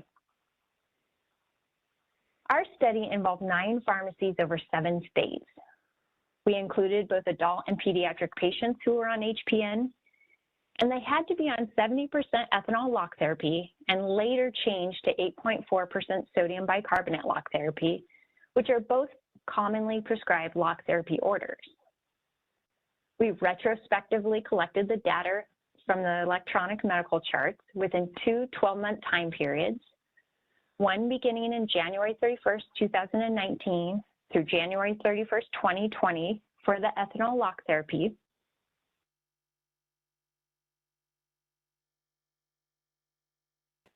and the other beginning June 1st, 2020 through June 2nd, 2021 for the sodium bicarbonate lock therapy. The primary outcome was the average incidence of CRBSIs, or how often infections occurred, in 1,000 catheter days. And you can see from the table here, the list of criteria which was used to determine if a patient met that standard of having a CRBSI. We then compared the average CRBSIs in 1,000 catheter days for each of those two 12-month time periods when they were receiving either the ethanol or the sodium bicarbonate lock therapy. And we set a p-value at 0.005 to indicate statistical significance. Our study population had a total of 24 patients. At baseline, the average patient was a 7-year-old male. In fact,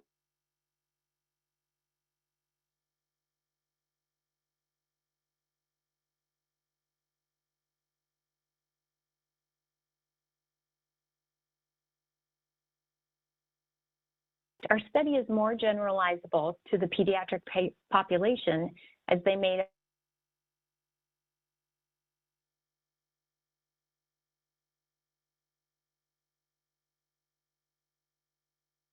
83% of our patients in the study. The primary indication was short bowel syndrome with a median of 1.8 years on service with quorum for HPN therapy. This is a continuation of the previous table, and as you can see, most of our population had central venous catheters with a single lumen. In our TPN therapy characteristics, we found most patients infused daily over 14 hours, and we found that 75% of our population had multiple infusion therapies, which is another known risk factor for CRBSIs. Table 2 dives into the specific characteristics of lock therapies, comparing the frequency, volume, and dwell time.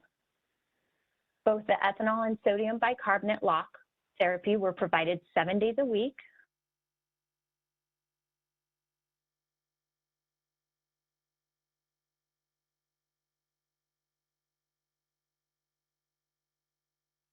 there was a minimal difference in volume from 0.6 mils in ethanol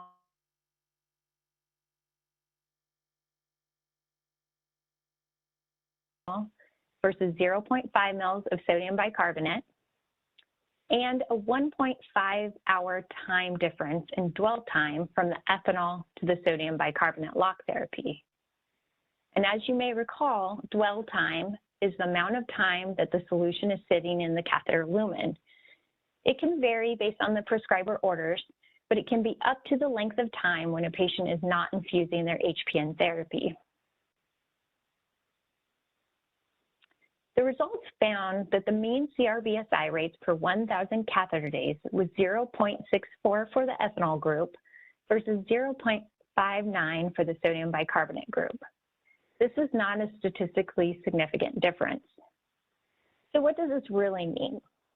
It means that when we looked at an average of all 24 of our patients, we found that both the ethanol and the sodium bicarbonate lock was less than 1 infection in 1,000 catheter days. And the standard of 1,000 catheter days is used across most, if not all studies, so that we can compare using the same unit of measurement.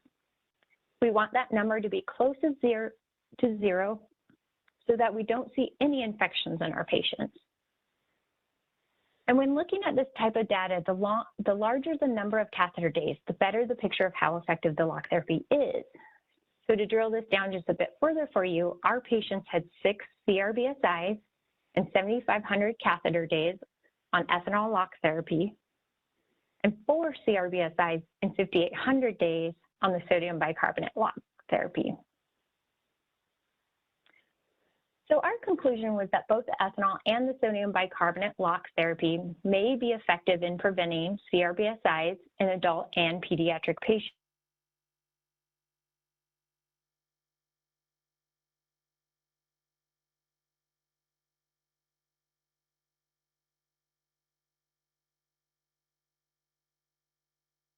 Since receiving HPN. When we compared our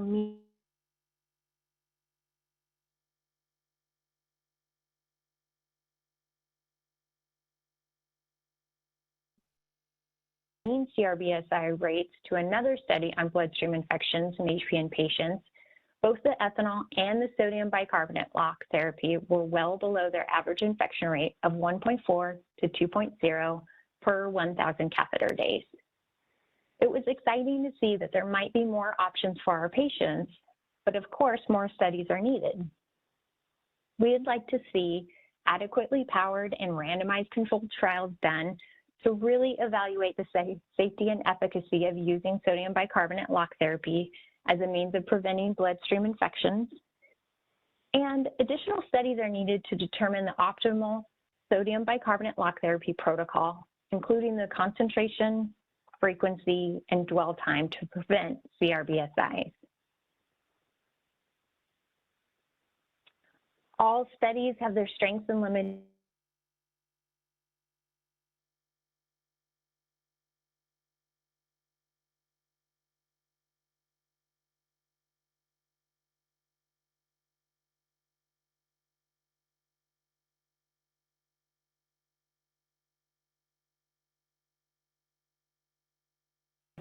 As does ours. As far as limitations, we really want to stress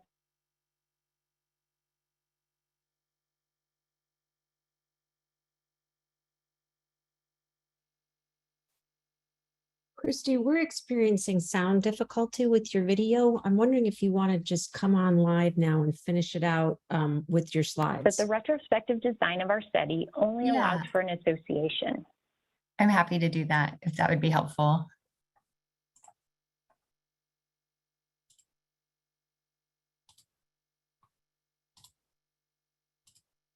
Just pulling up the slides now. And do you just need me to start at the limitations? Yeah, that would be perfect. Thank you so much, Kristy. Not a problem.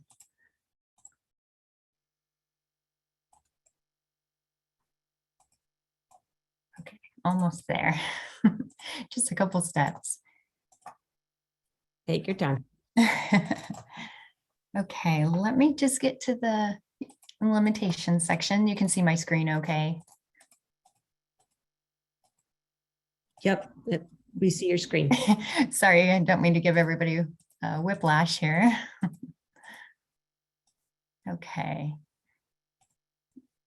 Okay, so as regarding the limitations, as I'm sure everyone understands, there's strengths and limitations to all studies. So ours has our own.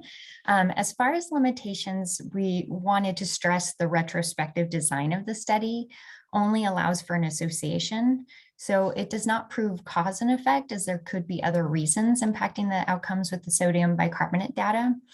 But our takeaway remained that it was promising and should undergo further evaluation. Additionally, we had a small sample size, which was composed mostly of pediatric patients. So again, additional studies are needed to determine its effectiveness in the adult HPN population.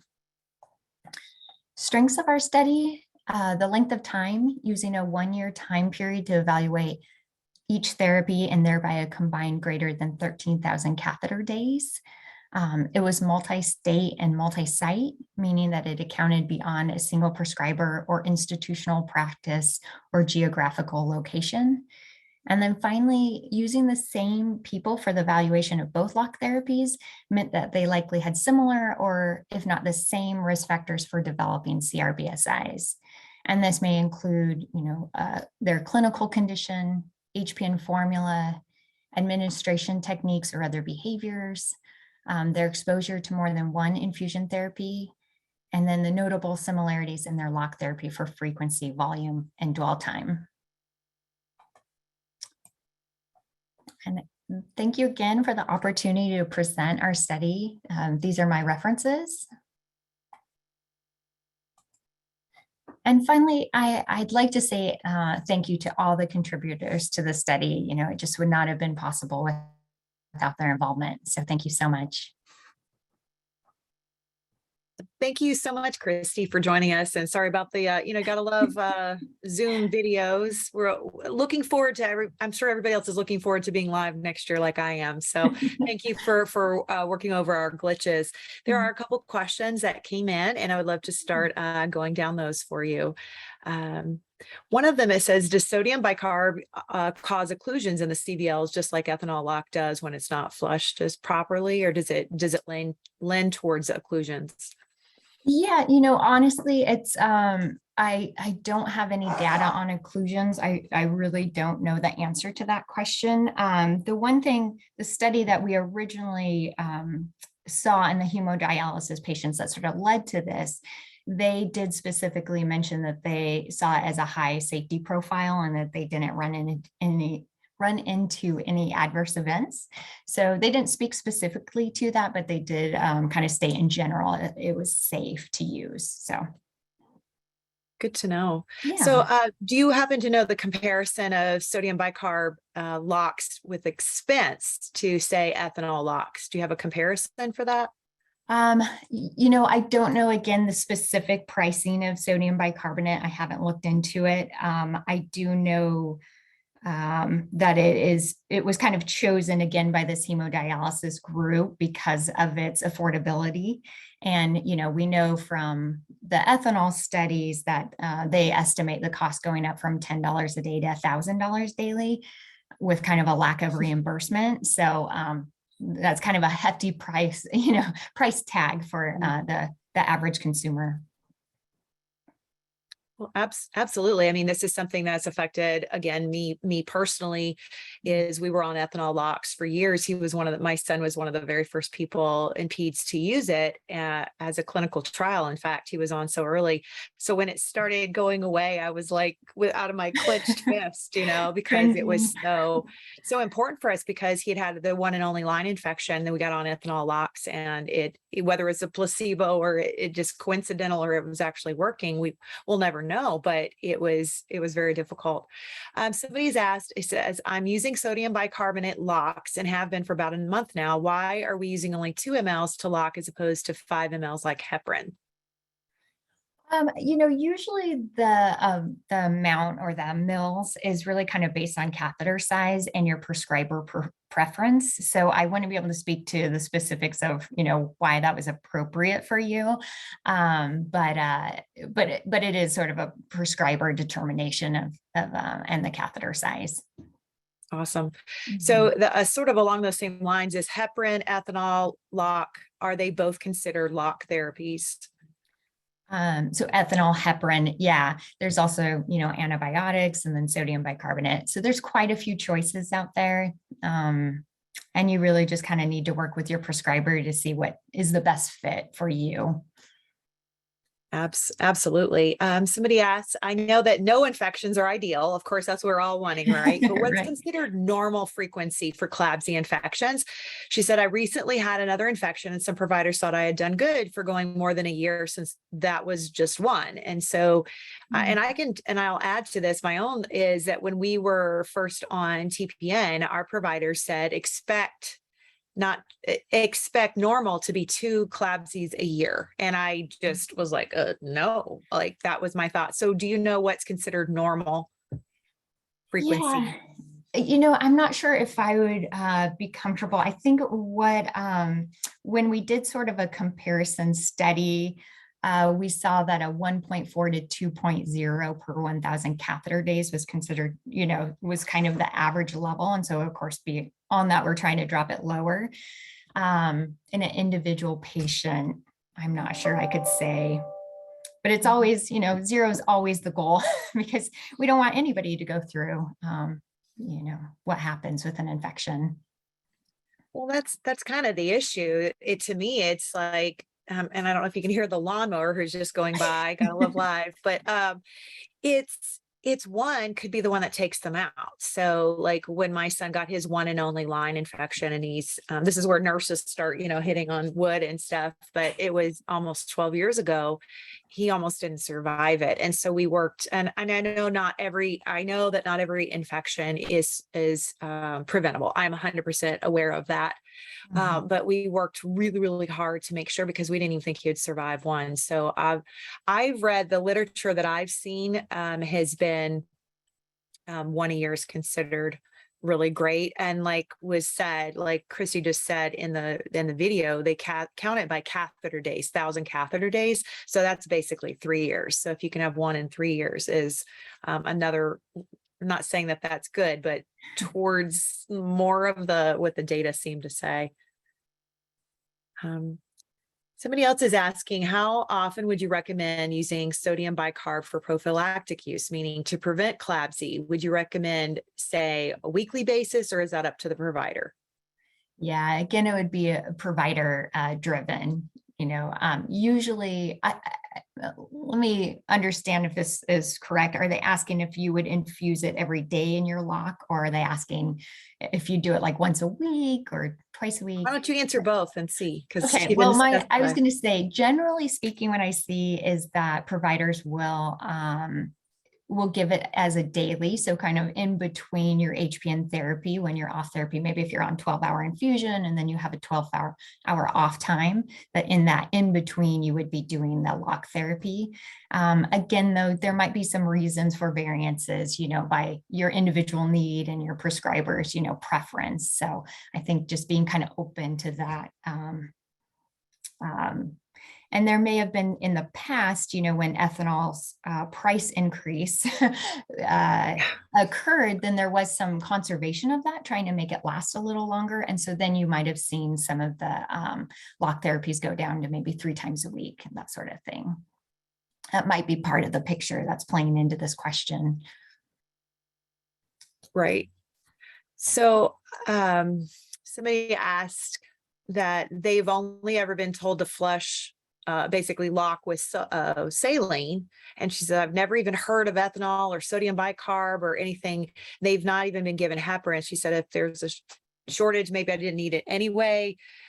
So for those who are on just saline, how do we talk to our providers about what's the best options for us, knowing that sometimes the limit is insurance or our DME or something like that? Do you have suggestions on how to have that conversation with our providers? Yeah, I've seen some of the CDC and the intravenous nursing guidelines say that, and I am not comfortable enough saying if this was just towards like an antimicrobial or a lock therapy in general, but I think that they kind of have established that it's appropriate with long-term catheters and then history of multiple bloodstream infections, despite really good aseptic technique, So again, it's having that conversation with your provider about, am I an appropriate candidate for this? Or, maybe is there a reason why they're thinking normal saline is the right choice for you? I would really just kind of have that conversation of like, I have concerns about infections. Is this a good choice? Right. Interesting. And I don't know if everybody can see on the chat, Dr. Kinberg just answered to the point of lock therapies is to break down the biofilm that forms in the line. The biofilm bacteria can form within 24 hours, which is just terrifying to me, by the way. But this is why daily lock therapy is ideal in most situations. I can tell you, thank you for sharing that. I know that at least in our case, we've not had access to something. It would be like heparin one day and saline one day, like it was alternating different things. So thank you for letting us know, Sivan, what's actually ideal and why. And then just one more question here. It says, I can only use 1.5 mLs of heparin as recommended by my provider. Is this enough? I wonder, especially since I use an extension. So how does one, I guess I would ask this a different way. Sorry to change your question, Claire, but how do we know, or how does our provider know what's the right amount for something? Do you know the answer to that? I'm afraid I don't. Okay. I think that would be a good question for the prescriber. How are you making the decision, on the amount that you're giving me, and is this appropriate? Right. There's a lot of variations, like in doing the study, there was a lot of variations in volumes, but we also had, like I said, a high pediatric population, which, could have some different catheter sizes. So there really needs to be more studies about especially with, for sodium bicarbonate, and probably for a lot of these is, for the right kind of what is the best mill, what is the best dwell time, what has the best effects to prevent CRBSIs. Absolutely. So thank you so much for your time, and thank you for your research. Congratulations on the award here. And we're thankful that you're there. And I agree with Kristy, is we need more research in these areas to say what is effective, what is necessary. Like Lori Rayan just put in there, heparin volume should be based on priming volume of catheter. But I can tell, and thank you for sharing that. I do know that we need some guidelines, and those need to be based on research. So continued research is so important. So thanks again for joining us today, Kristy. Thanks so much.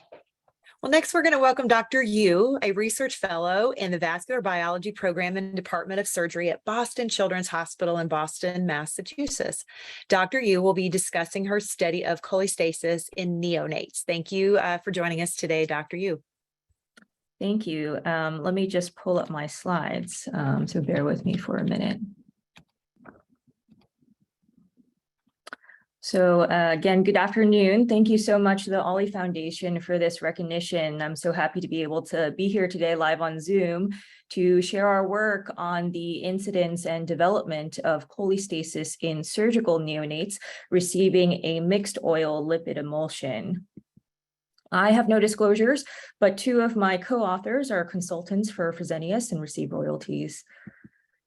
So while life-saving for the over 4,000 children a year who are dependent on it due to intestinal failure-related syndromes, parental nutrition, or PN, carries risks, as you all know, of central line-associated bloodstream infection, or CLABSI, line-related thrombosis, and metabolic derangements. Long-term PN use may lead to intestinal failure-associated liver disease, or IFALD, which may ultimately require liver, intestinal, or multivisceral transplantation. IFALD affects up to 85% of neonates and 27% of children who are completely dependent on PN. And in particular, surgical neonates are at very high risk. Other risk factors for developing IFALD include infection or sepsis and prematurity or low birth weight. So historically, the only FDA-approved initial intravenous lipid emulsion, or ILE, was soy oil-based ILE. However, soy ILE contains a high concentration of pro-inflammatory omega-6 fatty acids and hepatotoxic phytosterols, which may contribute to the development and exacerbation of IFALD. Fish oil-based ILE contains a high concentration of anti-inflammatory omega-3 fatty acids and is approved in the United States as a salvage strategy for IFALD in children, but not for prevention or for use as an initial lipid source in PN-dependent infants. Meanwhile, a soy, MCT, olive, and fish oil-based ILE has gained traction in recent years for off-label use as a potential hepatoprotective ILE, and in March of this year became the first 4-oil or mixed oil ILE to be FDA approved for use as an initial lipid source in infants and children on PN. This 4-oil ILE, again, is composed of soybean oil, medium chain triglycerides, or MCT, olive oil, and fish oil. So the components of various lipid sources are identified here in this table. And it's important to remember that the factors to consider in determining the optimal ILE in patients include that anti-inflammatory omega-3 fatty acids and alpha tocopherols are high in fish oil, that hepatotoxic phytosterols and pro-inflammatory omega-6 fatty acids are higher in soybean oil, and that soybean oil and olive oil, which are both components of this 4-oil ILE, contain a significant phytosterol concentration compared to fish oil.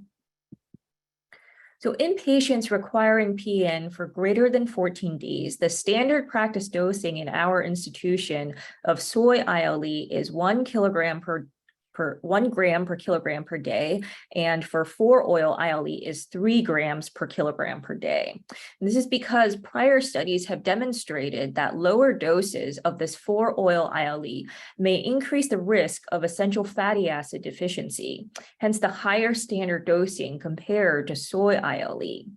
So at these standard doses, the amount of soybean oil in the lipid emulsion is similar between soy ILE and this 4-oil ILE. However, due to the higher concentration of phytosterols in both the soybean oil and olive oil components, the hepatotoxic phytosterol load in the 4-oil ILE may actually be higher than that in soy ILE at standard dosing. Preclinical studies investigating 4-oil ILE have demonstrated that it may prevent and reduce cholestasis, total bilirubin, C-reactive protein or CRP, which is a marker of inflammation, and omega-6 fatty acid levels compared to soy ILE administration in the same preterm piglet model of IFALD. However, clinical studies demonstrate that patients on 4-oil ILE may still develop IFALD, and the data comparing this 4-oil ILE to historically standard of care soy ILE therapy analyzes a very heterogeneous population with inconsistent results. So the purpose of this study was to assess the incidence of cholestasis in gastrointestinal surgical neonates requiring PN and receiving 4-oil ILE in order to determine whether it may serve as a hepatoprotective intravenous lipid emulsion. This was a retrospective review at a single tertiary care children's hospital. The study group was neonates on 4-oil ILE for 14 or more consecutive days, and a control group was used for analysis who received soy ILE for 14 or more consecutive days. Patients who received PN and lipid at outside institutions were excluded if their dosing administration could not be verified, or if they received a different lipid emulsion for more than 7 days. And other exclusion criteria included confounding comorbidities, including intrinsic diseases of the liver, heart failure and congenital heart defects, multisystem organ failure, cystic fibrosis, and medical necrotizing enterocolitis not requiring surgery. So you see that we analyzed a very specific group of patients.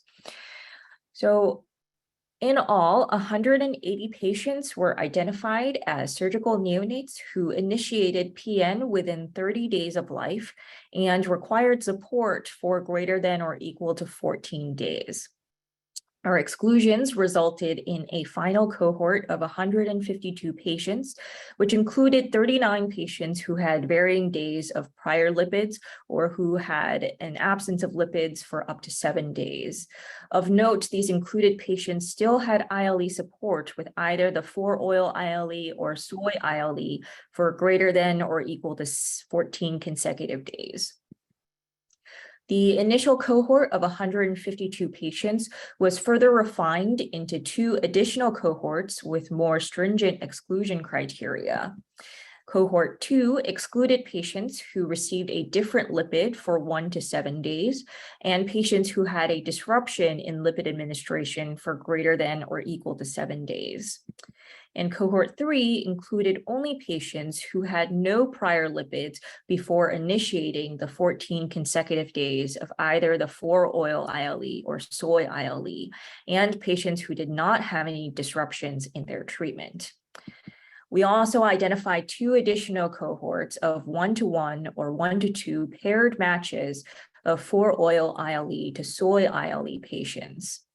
So to match, the differences in group balance were reconciled by requiring exact matching of baseline direct bilirubin and number of available direct bilirubin measurements over time, while minimizing the differences in total phytosterols within each pair. Additional characteristics that we considered in matching included postmenstrual age, baseline weight, total days of follow-up, % of calories due to PN, and diagnosis, but none of these were retained in the final model for adjustment because they did not significantly influence the results.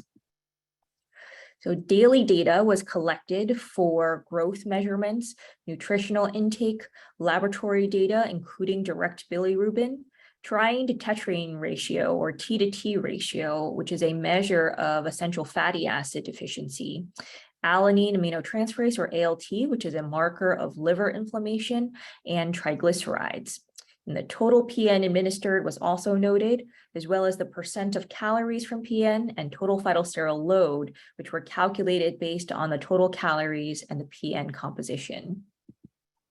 The primary outcome in this study was incidence of cholestasis, used as a marker of IFALD and defined as a direct bilirubin greater than or equal to 2 milligrams per deciliter. Data collection continued for a 9-week observation period or earlier if cholestasis resolved or the patient was weaned off of PN. The secondary outcomes of the study were latency to cholestasis, growth, essential fatty acid deficiency defined as a T to T ratio over 0.2, liver inflammation as measured by ALT, and dyslipidemia as measured by triglycerides. Our baseline characteristics of the entire cohort are noted in this table, and they included sex, surgical diagnosis, post-menstrual age, weight, baseline direct bilirubin, and percent of calories from PN. Additional characteristics of the cohort are demonstrated here, which included length of observation, days of lipid, total phytosterol load, and the number of direct bilirubin measurements. So overall, in the entire cohort, or cohort 1, 63% of patients receiving 4-oil ILE developed cholestasis after at least 14 days of therapy, while 22% of patients receiving soy ILE developed cholestasis after the same period.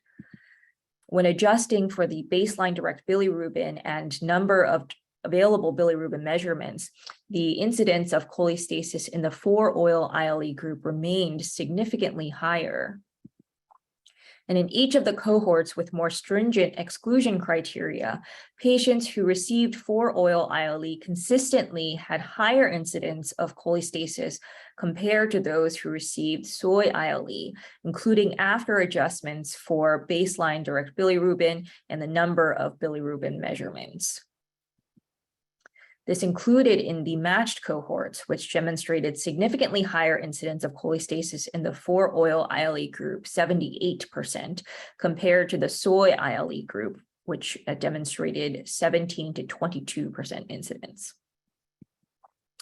The time from lipid day 1 until cholestasis was evaluated by Kaplan-Meier product limit estimation, and the latency to developing cholestasis was significantly shorter in the 4-oil ILE group than in the soy ILE group in all of our cohorts.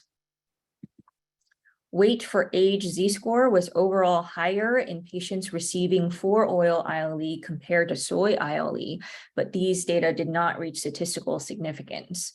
And similarly, our length and head circumference for age Z-scores were also slightly higher in the 4-oil ILE patients compared to soy ILE patients, although again, this did not reach statistical significance. T to T ratios were comparable in patients receiving 4-oil ILE versus soy ILE across all the cohorts. No patients in the study developed essential fatty acid deficiency based on the limited fatty acid profiles that were available within our data collection. 4-oil ILE administration also correlated with significantly higher alanine aminotransferase, or ALT, compared to soy ILE administration, indicating a potentially higher degree of liver inflammation. Patients administered 4-oil ILE also had higher triglycerides compared to those receiving soy ILE, which was statistically significant in cohort 3 and in our matched cohorts. So what does this all mean?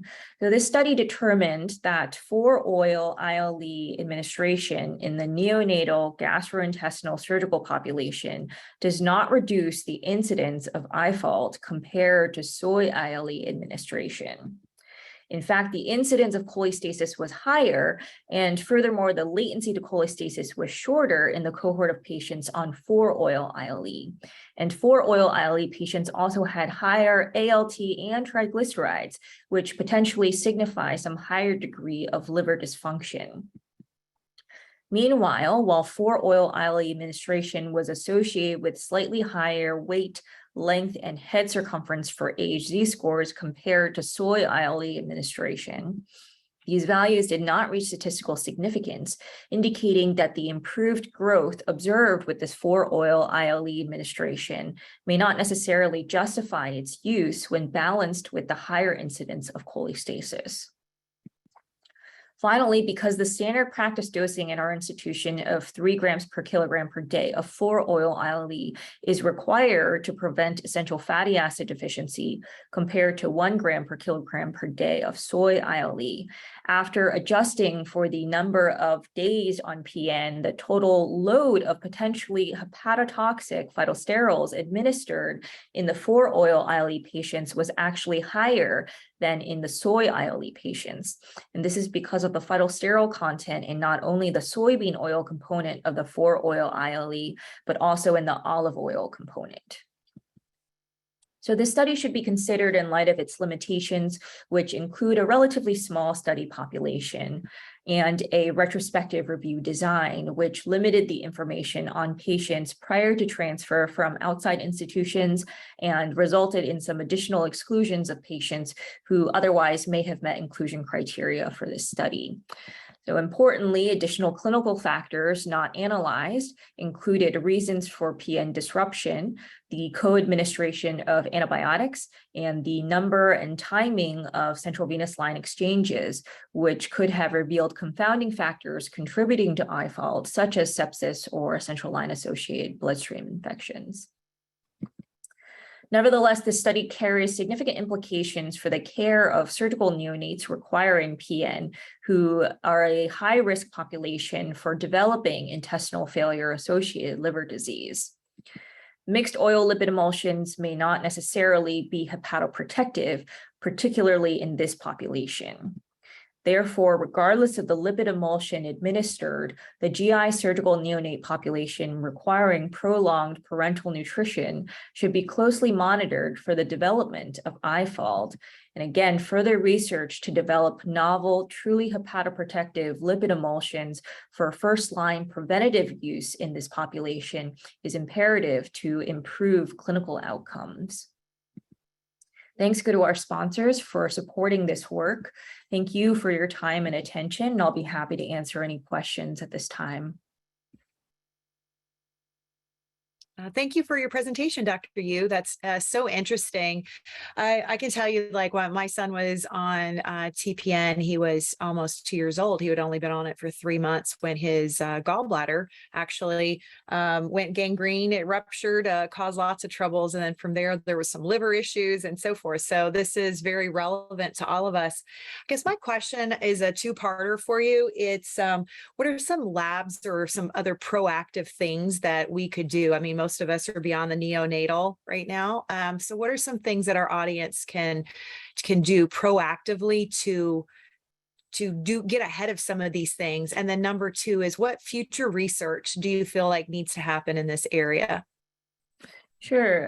So to address the first part of this question, I know that a lot of the audience is beyond the neonatal period, but some of this applies long term to people who are on parenteral nutrition. Although as we age, the liver becomes a little bit less prone to the liver injury. However, the labs that people are getting on PN are still important to kind of monitor.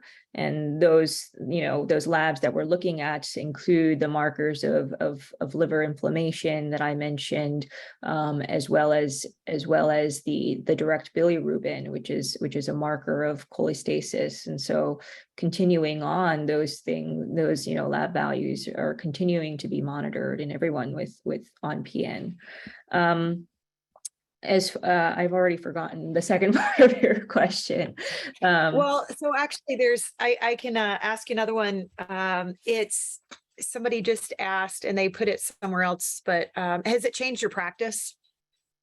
These findings? So I think that, we're beginning to talk about the different choices, especially in surgical neonates at our institution.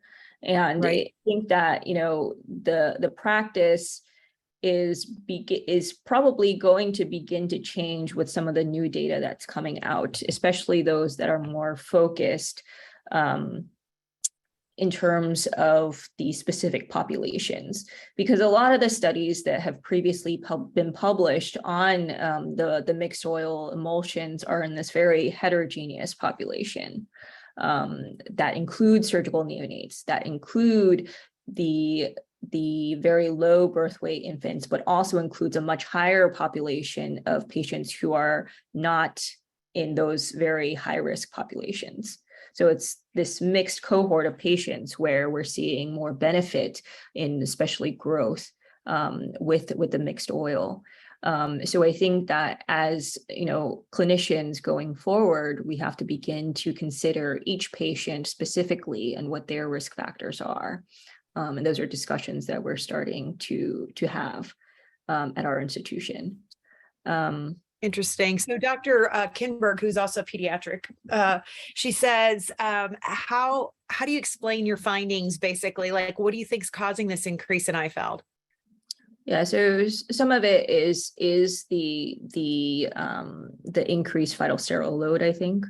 But there are also, some other contributors to inflammation, such as the omega-9s, which could be, or omega-6s rather, which could be contributing to inflammation. And in particular, I think that in this population of surgical neonates, they're at higher risk, especially in those who are very premature, for example, who are also in the study population, who are at higher risk for, liver inflammation, such that they would be more prone to developing IFELD. So because of time, we're not going to be able to answer all of these questions, but there are some fascinating questions on here that I would love to have the answer to myself. So I'll just tell you a couple of the questions that are on here and I'll figure out a way to get some of these to us, but and we can't answer them right now, is 4-lipid ILE commonly known as SMOP? Are there researches into lower administration rate of 4-lipid ILE? Or is it the essential fatty acids deficiency prohibitive? That's one question. Is it more common on TPN continuously? Somebody was talking about switching back and forth between the different types, and then maybe is there benefit of rotating the lipids? So we have a lot of questions, in other words, about this conversation. So it's obviously stirred some very, very important ones. Soy allergy, what are there some other options? What's coming down the pike? So unfortunately, I don't have the time to answer these questions right now, but I would love to know the answers to these myself, and I'm sure everybody else would. So let's figure out a way to get these answers to everybody. You've certainly stirred up some really great conversation here. So thank you. Thank you so much for that. So I would say thank you so much for joining us today, Dr. Yu. And then congratulations to all the NutriShare Research Prize winners. Thank you for sharing your studies with us. I look forward to future research that comes not just from you, but from others in this area. There's obviously a lot of need and a lot of innovation that needs to come down the pike. Now we're going to switch gears. We're going to welcome Dr. Alan Buchman. He is the Director of Gastroenterology at Anthem Health and the Medical Director of the Intestinal Rehabilitation and Transplant Program at the University of Illinois, UI Health in Chicago, Illinois. Dr. Buchman will be presenting on intestinal failure, associated liver disease, and choline. Thank you so much for joining us today, Dr. Buchman. Sure. Happy to have you. Give me 1 second to share my screen here.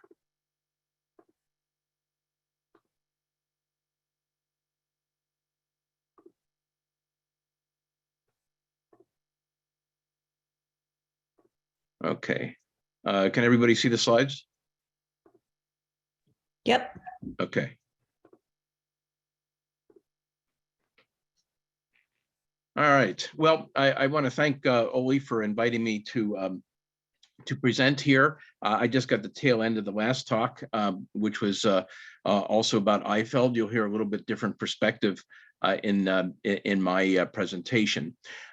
Just a couple of one conflict. I'm a minor shareholder of Parenteral Therapeutics, who's actually developing choline. I hold about 1/10 of 1,000%, but wish I owned a little bit more, but I don't. In terms of the liver abnormalities during parenteral nutrition, these were first identified in children around 1971. And parenteral nutrition as we know it now was started around 1970 or so. So it was really pretty quickly thereafter where this complication of either the underlying disease or the therapy was identified. And now the incidence of what we call Eifeld. Now, it used to be called parenteral nutrition-associated liver disease, or PNALD, but Eifeld is really the better term, as you heard in the last talk, because it may not necessarily be related to the components of the parenteral nutrition, but may actually be more related to the underlying disease. And I'll be talking about that today. About 2/3 of patients actually may develop some liver test abnormalities with these the liver enzymes. They're often called liver function tests, but that's actually incorrect, because the AST and the ALT don't tell you anything about liver function. They're simply enzymes that are contained within the cells in the liver, and when those cells are injured, these enzymes are released and they increase in the blood, but they don't tell you anything about the function of the liver. In fact, the liver actually can function normally until 80 or 90% of the liver is destroyed. And so by the time that the bilirubin starts increasing, for example, albumin starts decreasing, these are more liver function tests. The liver is very resilient. And like a salamander regrowing its tail, the liver also has the capacity for regeneration prior to the development of severe fibrosis and cirrhosis. The bilirubin in adults is not generally elevated, although it's usually a hallmark of Eifeld in the preterm infants, as you probably heard in the last talk. But again, these liver tests are really not only non-specific indicators of liver disease, but they're also insensitive. And if one did a biopsy or imaging of the liver, one might see significant abnormalities even with normal liver tests. And in fact, when cirrhosis occurs, the AST and ALT are often normal. In this study here, and again, this is old data, but just because it's old doesn't mean it's wrong. It means that we discovered some things a long time ago, and we've had many years to forget them. This is a study of patients who were on long-term home parenteral nutrition for several months. And as you can see here, there's an initial rise in the AST, which is one of those liver enzyme tests that I was talking about.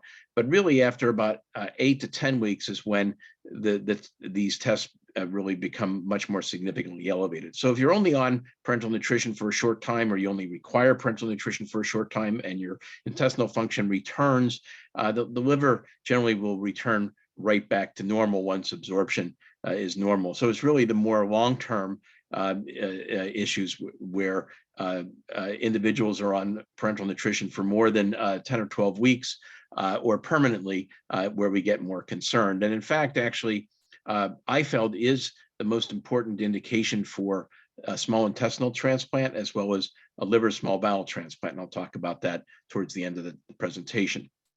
Now, this is some older data from Paris, France, where they found that there's an increasing incidence of cholestasis. Cholestasis means that there's a lot of bile that's kind of stuck in the liver.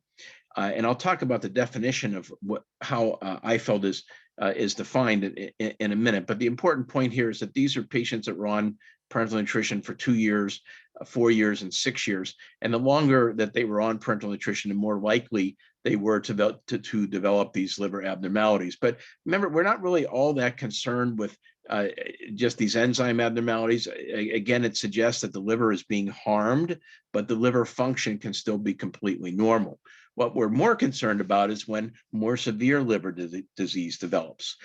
These would be certainly indications for a transplant. In fact, actually, I would suggest that once there's extensive fibrosis or cirrhosis, the bilirubin significantly elevated, we have the liver is sort of like a dam, if you will. And when you get a lot of scar tissue in the liver, everything sort of backs up in the liver, just like closing the gates on a dam.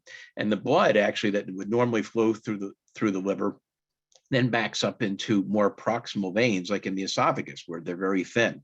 And these veins are called varices, and they can pop and bleed like stink, and it's a cause of death. So we don't really ever want to see that happen. And so I would suggest actually in this situation, these are people who actually should have been evaluated for a liver transplant, for an intestinal transplant prior, because what we don't like to do is to do an intestine and liver transplant.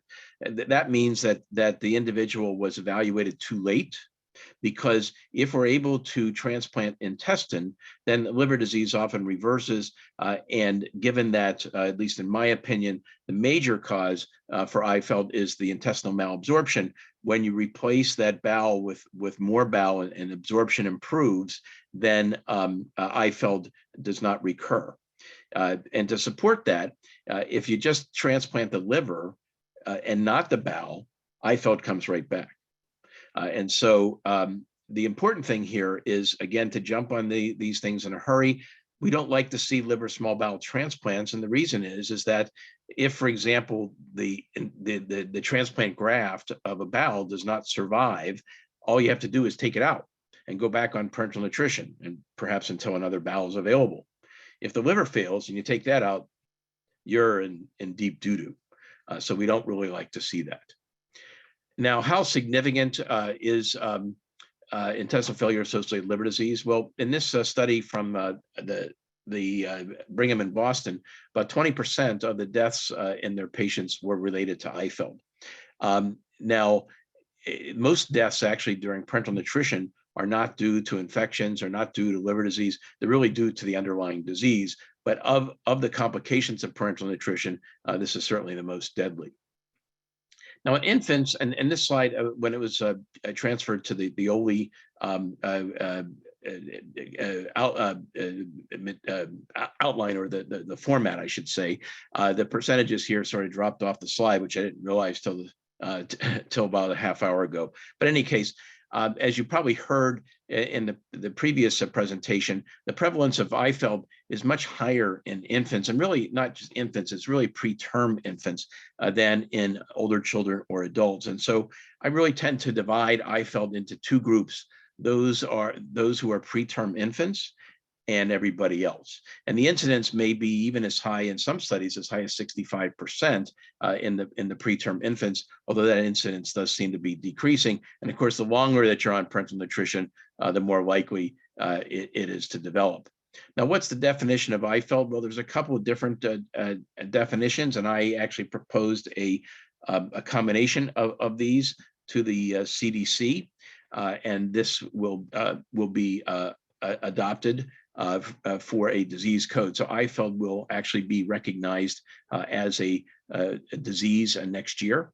And this is essentially liver injury that results from malabsorption or the parenteral nutrition solutions, or both together, when we've excluded all other known abnormalities, which would include, of course, various hepatitis, which could be from viruses or from drugs, alcohol, certainly, and obstruction of the bile ducts. Now, of course, there is some degree of biliary obstruction that we often see in the biopsies anyways as part of Eifeld. And so essentially, we're looking for not just an isolated abnormality here, but some chronicity. And again, even though I said that these liver enzymes are nonspecific and insensitive indicators of liver disease,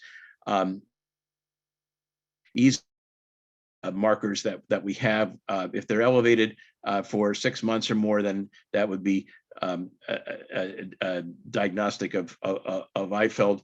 Again, with other etiologies being excluded, and children, because and when I say children, again, it's the preterm infants when they have persistent elevations for at least 6 weeks.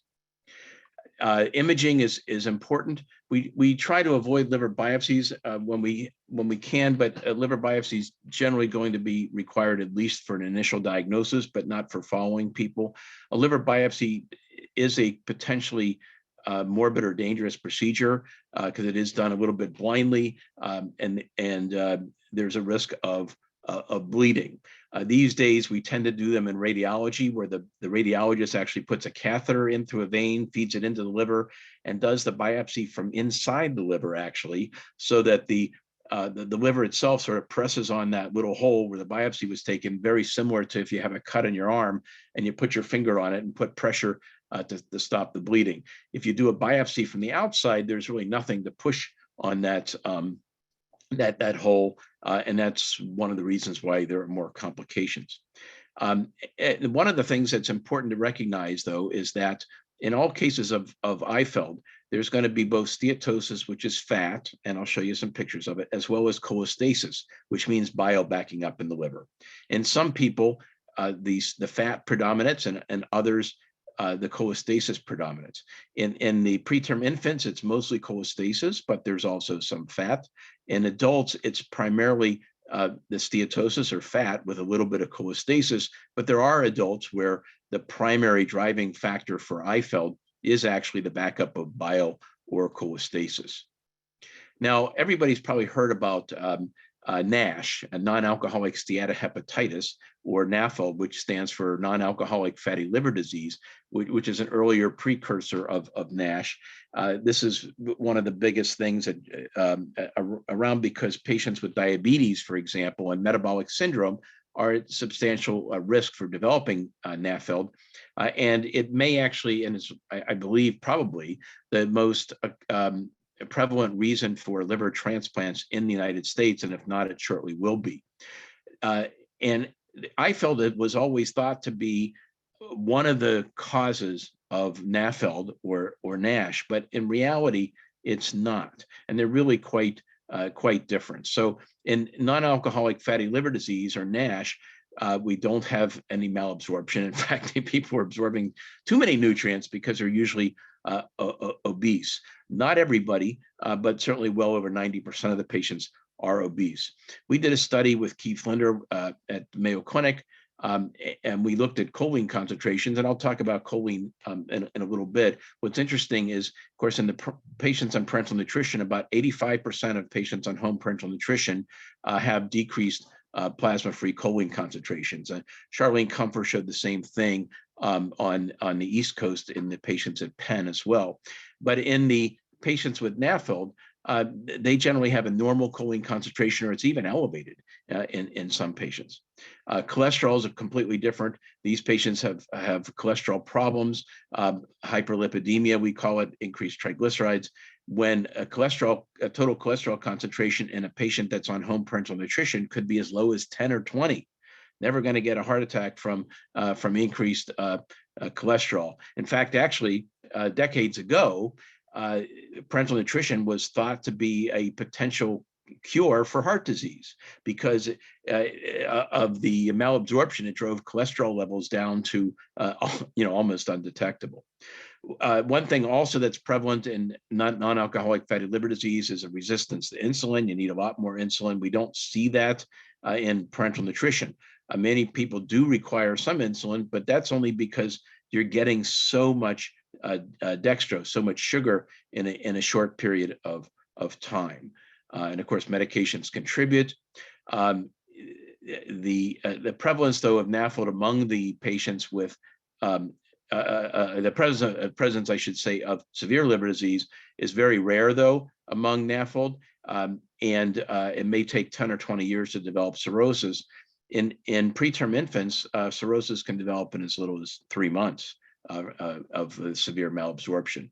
And there's also some differences in how the tissue looks when you take a biopsy, which I won't really get into. Now, this is a biopsy of a patient with Eifeld that shows what I call steatocholestasis. So you have fat; these are fat globules here, and you also have some cholestasis here, which is kind of the yellow stained. That's bile. And this is just one example where I have both, because it's hard to see both in the same picture. They could be in different parts of the liver. But in someone that has predominantly fat, this is what all these fat globules look like. And what makes Eifeld a little bit unique among the various fatty liver diseases is that you often have a combination of what we call macrosteatosis, these big fat globules, and microsteatosis, which are these little, these much smaller fat globules. And this is pretty unique to Eifeld. It's very rare to see microsteatosis at all in non-alcoholic fatty liver disease. Jamaican vomiting sickness, you'll find that. I've been to Jamaica, but I've never seen anybody that had that. There's, I think the bite of the Trinidad scorpion might also do that as well. Valproic acid toxicity can do the same thing as well. Now this biopsy here, it's actually from a child, shows cirrhosis. All this blue staining is all the scar tissue or the collagen that builds up. But again, liver failure can actually develop in the absence of cirrhosis. And we certainly don't want to wait for this to happen because this is irreversible. Now, what are some of the risk factors for Eifeld? Well, coal fat in Amsterdam, actually not Amsterdam, I forget the city in Holland, but they showed us some of the things that were pretty obvious, but sometimes things that are obvious don't turn out to be really true when we actually look at the data. But if the citrulline, this is CIT means citrulline, which is kind of like an amino acid, it's a good indicator of the amount of intestine you have, not just the length, but the intestinal mass. And so if it's low and you have less than 100 centimeters of intestine, that substantially increases your risk for developing Eifeld because absorption is substantially decreased. Now, FGF is fibroblast growth factor 19. This is actually an interesting a growth factor because it actually inhibits the synthesis of bile salts. And bile salt diarrhea actually can occur in people who've had even just a little bit of the end part of their small intestine removed, because that's where bile salts are. When bile salts are produced in the liver, they're stored in the gallbladder, and when you eat, they're released because they help you to absorb fats. They make fats more soluble so that the intestine is able to absorb them. And if you and they pass through the intestine, they get released from the fats, and they get reabsorbed in the end part of the intestine and go back to the liver. The problem is that people who've had the end part of their intestine removed, these bile salts don't get reabsorbed, and they pass into the colon if you have colon, and can injure it and cause diarrhea. And so there's appears to be a feedback mechanism. When they get absorbed, they go back to the liver, so it decreases the need for more production. But if you can't reabsorb these bile salts, and they pass into your poop or pass into the colon, then there's this need to continue to synthesize more and more and more. And so the fact that the fibroblast growth factor 19 is low in these patients may simply signify that the body needs to make more bile salts because it's losing so many bile salts. And it may not really be a risk factor at all, but just may result from the fact that you have an ileal resection and maybe not even short bowel syndrome. So sometimes things that look like, there's an association, but an association is not proof of cause and effect. Now, I only caught a little bit of Kishore's talk, but he mentioned about I think I heard him for about 30 seconds, but I was there when he mentioned about something about the importance of the colon, and the colon is actually very important in short bowel syndrome because the colon in people who have all their intestine doesn't do a whole lot other than absorb about 1 liter of fluid a day, a few amino acids, a handful of medium chain triglycerides, and some sodium. But in a patient who is missing most of their intestine, the colon then can absorb carbohydrates by what's a process called carbohydrate salvage, where the carbohydrates that are not absorbed in the small intestine pass into the colon and they're fermented by bacteria. In fact, people talk about bacterial overgrowth in patients with short bowel syndrome. That's great. It's not a problem. It's a good thing because those bacteria ferment these unabsorbed carbohydrates to for you to be able to absorb energy. In fact, maybe as much as even 1,000 calories a day.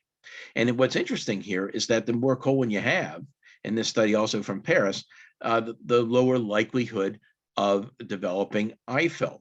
And of course, obviously, the more intestine you have, the less likely you are to develop Eifeld because your absorption is substantially improved, not only for macronutrients like protein and amino acids, protein being absorbed in the form of amino acids and carbohydrates, but of course the micronutrients and choline even as well. Now, how can we predict Eifeld development? Well, again, the folks from Holland developed a model here to be able to predict this and predict survival. And again, the citrulline was important, how much intestine you have, this fibroblast growth factor, but again, that may just simply be a marker of the distal ileum being removed. And of course, the more parenteral nutrition you require, because the worse your absorption, the less intestine you have, the more parenteral nutrition you're going to need. But it's not a perfect equation here. It's not one that we use, but it's a good first attempt. How do we prevent Eifeld? Well, we want to avoid overfeeding, because one thing that we've found out in the 1970s and early 80s was that more was not always better. I mean, that's an American idea that if enough is good, more must be better, but that's not always true, and it's certainly not true when it comes to nutrition. We know that, not just from those that are on parenteral nutrition, but those who are not. We want to preserve as much intestine as we can, take advantage of the colon. I still see patients that don't have the colon reanastomose to the small bowel. Got to maintain oral intake. If you still have your gallbladder, it gets the gallbladder to contract, which is important. Cycling parenteral nutrition, again, this is data from the late 1970s, but it does suggest that if you get your parenteral nutrition overnight, for example, versus continuously over 24 hours, not only is it much more convenient, but it also does decrease the risk of Eifeld. Limiting lipids, and I'll talk about this a little bit more, but sometimes we jump to conclusions without really the appropriate data. And I'll show you some slides and talk about that. We want to avoid sepsis because we want to avoid sepsis. Although people always talk about infections as a cause for Eifeld, but I'll tell you this, there's not a single shred of evidence, even in animals, that sepsis causes Eifeld. When you are septic, there's often an increase in AST and ALT. The liver gets injured, and not only from perhaps the bacteria and the infection or the low blood pressure, but also the antibiotics that are used to treat it. But that's transient. In 100% of the cases, that will resolve within a couple of weeks of the infection being taken care of. There's absolutely not one shred of evidence that sepsis or infections at all lead to Eifeld, despite what everybody seems to say. Now let's go back to the lipid here. Now, again, this came from the Parisian study, where they randomly divided their group of patients into those that got more or less than 1 gram per kilogram per day of lipids. And this is the whole basis for how we want to give people less than 1 gram per kilogram per day. And they found that the probability of getting liver disease was much less in those people that got less lipid. But those people that got less lipid also had better absorption and had more intestine. And there's been no study where patients have started parenteral nutrition and where one group, say, gets 2 grams per kilogram per day and one group gets 1 gram per kilogram per day, and follow them out where there's an equal number of patients with the same amount of intestine in each group. So this is really just a hypothesis. We don't really have proof here. Carnitine deficiency, I still see people that get carnitine in their parenteral nutrition, and I'm thinking, say it ain't so. Why? Well, we have data from the 1980s here, okay, where it doesn't work. Okay, so they have a low plasma carnitine concentration, but when you give them carnitine, it doesn't make any difference. In fact, it doesn't make any difference for much of anything other than increasing the carnitine concentration, because to be really carnitine deficient, you've got to have a carnitine concentration that's about 10 to 15% of normal. What we see in parenteral nutrition is that it's about 50% of normal. So even though it's decreased, it does not mean that you're carnitine deficient. You don't need it. How do we treat it? Well, there's no FDA approved treatments. Everybody thinks the fish oil-based emulsions are a treatment. Say it ain't so, because the FDA said it. And so FDA looked at the data and they said, this doesn't treat, there's no data that shows that this can successfully treat Eifeld. We're just improving the numbers. The bilirubin decreases, but when you look at biopsies, fibrosis can progress and the liver disease can continue to get worse.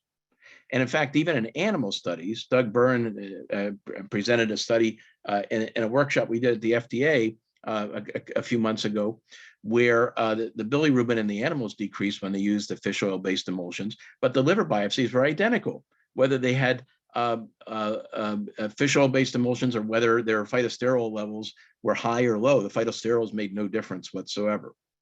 We also know that fish oils don't prevent the development of Eifeld. And the studies that have been done, unfortunately, have basically compared infants that received fish oil versus those that received like intralipid, for example, where they got 4 grams per kilogram per day of lipid, far more than what we would ever give anybody today. So what I think the data shows, in the infants at least, is reducing the amount of lipid probably, even though there's no prospective data, probably does decrease the risk of Eifeld. But what's not clear is that using fish oil itself is a treatment for Eifeld. And in fact, actually, it's approved as an energy source, just like anything else in individuals with Eifeld, but not as a treatment for Eifeld. An important distinction, because why? Fibrosis may actually still increase. This is our biggest concern. Ductal proliferation increases, and steatosis may continue to increase as well, despite being switched to fish oil. So let me get to choline here. It says it was recognized in 1998. It's actually 1898. It's basically pretty ubiquitous in the diet. So choline's in everything. I mean, it's more predominant in organ meats. And so there is some thought that because we're eating so-called healthier diets these days and less organ meat, that you get less choline in, and choline deficiency can develop. And there's some data to suggest that may be true, certainly in alcoholics, but also potentially in pregnancy, where the needs are increased. But it's really not so much an issue for normal living individuals, even though there is a DRI, a dietary recommended intake, from the Food and Nutrition Board. But it's really probably more important in people with severe malabsorption, and not only those with intestinal failure, but also cystic fibrosis, for example, where choline deficiency has also been developed. So it's essential for hepatocytes. Those are the cells that make up the liver, because the choline is a methyl donor. And so this is a methyl group. This is used for DNA repair, just like B12 and folic acid. So if you're deficient in choline, and studies show that these in cell cultures, that the liver cells die and there's a lot of damage to the DNA. And also, if you put a rat actually on a choline-free diet for a year, most of them will develop liver cancers. And so the reason that the choline has not been supplied, though, is because in a normal individual who's able to eat and doesn't require parenteral nutrition, their liver is able to synthesize choline from the amino acid methionine. But that doesn't actually happen in patients who get their nutrients intravenously, and I'll show you some data on that. What is choline used for? Well, a couple things. Number one, choline is the precursor for phosphatidylcholine, which is a major constituent of every cell membrane in the body. It also is a constituent of VLDL, very low lipodensity protein, which is how fat is transported out of the liver. So the reason the fat builds up in the liver is because you don't have enough VLDL to transport it out of the liver. Choline also stimulates bile secretion as well. And so with choline deficiency, the bile also can back up in the liver. And so that's how you can get both things, both steatosis as well as cholestasis, as I discussed. Now, in this study from the University of Iowa, where they used normal medical students, and what they did here is, I'm not sure they were really normal students, but actually they weren't medical students. They probably wanted to get into medical school. They were undergraduates. They put them in a research center, and they put an NG tube in them and an IV, and they gave them methionine, the precursor for choline. They didn't measure choline, but they measured cysteine concentrations, which is produced in the same pathway that in the liver that choline is. And when they gave them, this is when they were eating normal dorm food or whatever, it's always best, even though they don't think so. The cysteine levels decreased a little bit. But when they gave the methionine IV, the cysteine concentrations were almost undetectable. When they gave the methionine back to the same people through the NG tube, they increased. And of course, when they started eating dorm food, they got even much better. So are much higher. So the same thing happens with choline. So what happens is when you eat, nutrients are absorbed through what's called the portal vein from the intestine, and they go to the liver and they get metabolized. But when you get your nutrients via parenteral nutrition, the first place they go is the heart, then the kidneys, and back around to the liver. So metabolism for these nutrients is quite different. And this actually is an illustration from a paper that Tim Santago and I did, where it shows all the metabolic pathways of how choline is created. It's kind of complicated. I won't go through it, but I want to show you that right here is where Tim found why where there's a blockage in the pathway and why the liver can't produce choline from the methionine that's in parenteral nutrition. And in fact, if you measure methionine concentrations, methionine, of course, is one of the amino acids supplied in parenteral nutrition. They're often somewhat elevated in patients that receive parenteral nutrition because of the inability to metabolize it. So again, with choline deficiency, you get both the steatosis as well as the cholestasis, and in experimental studies, this ends up in cell death, which is the pathogenesis for IFELD, at least as far as choline goes. Now, in an early study here, we looked at in 13 patients, excuse me, the correlation between liver Hounsfield units, which is the density of the liver by CT scan, and which you can use to determine how much fat's in the liver, versus the choline concentration. And the higher the choline concentration, the more dense the liver was. And again, proof of association is not proof of cause and effect. And similarly, in these slides here, where we looked at both the AST and the ALT, you can see that the lower or the higher the choline concentration, the more likely these enzyme levels were to be normal. And when choline was low, they were much more likely to be abnormal. But again, an association, not proof of cause and effect.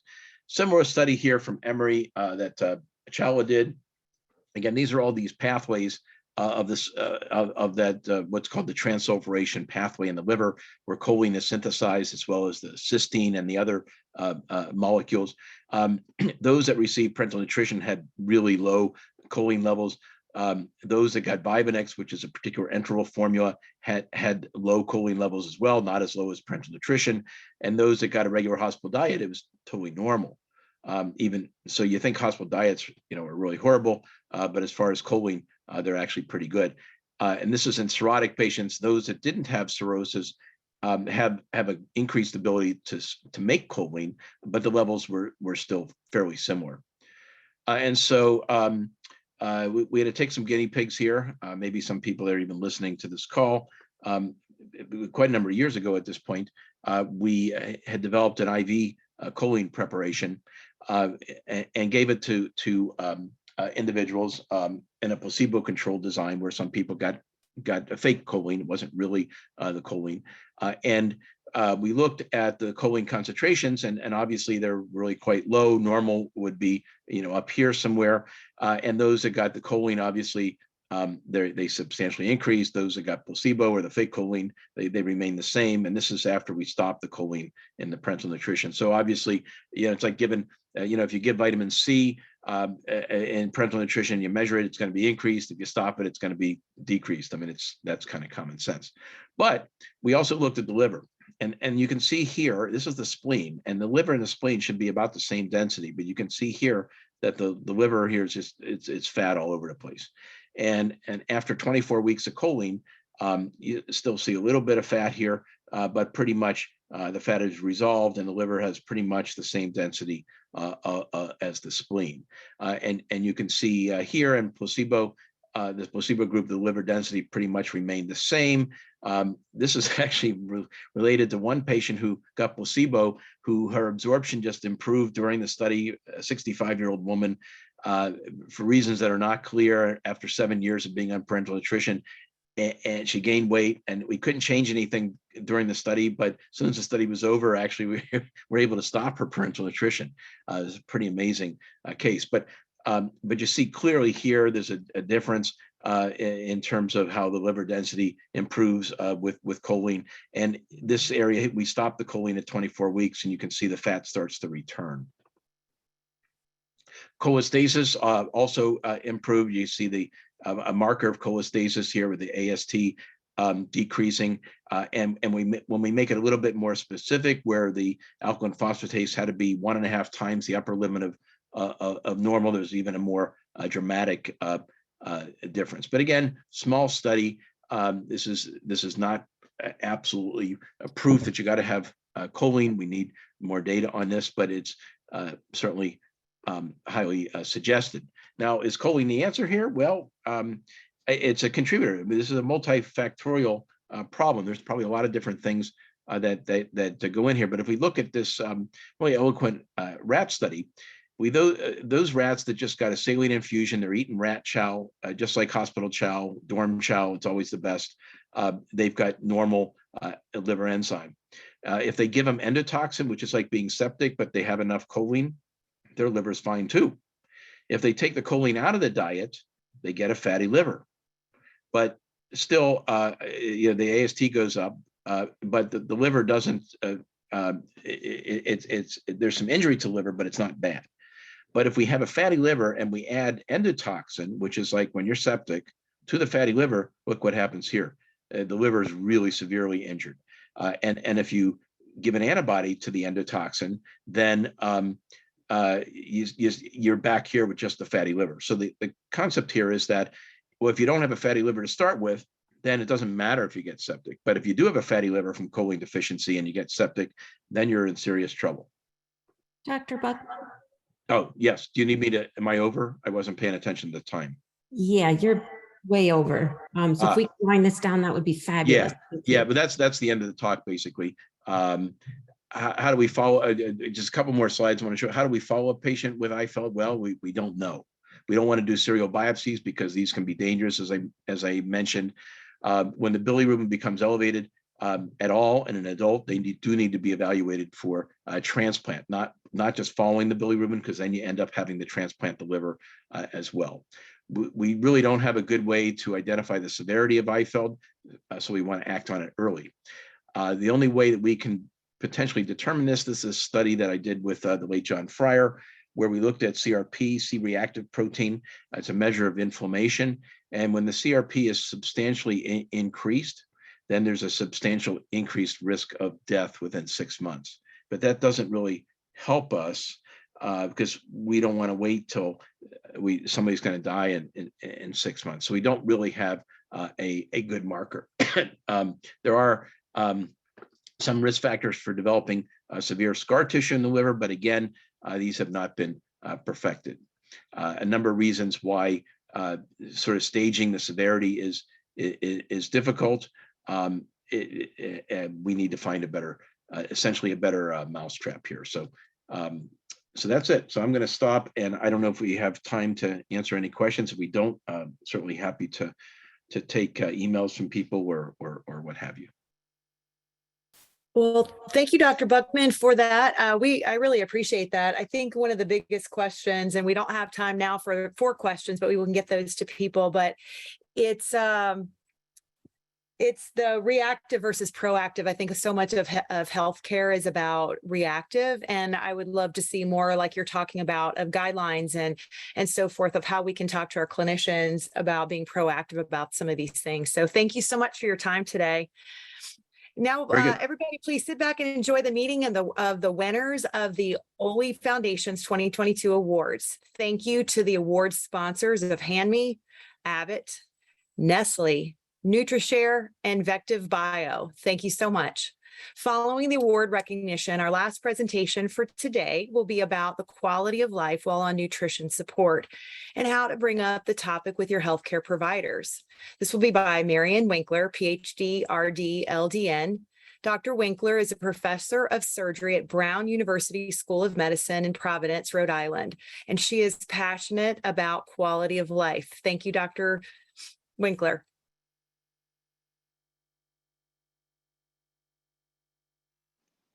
Welcome to Oley's 2022 awards ceremony.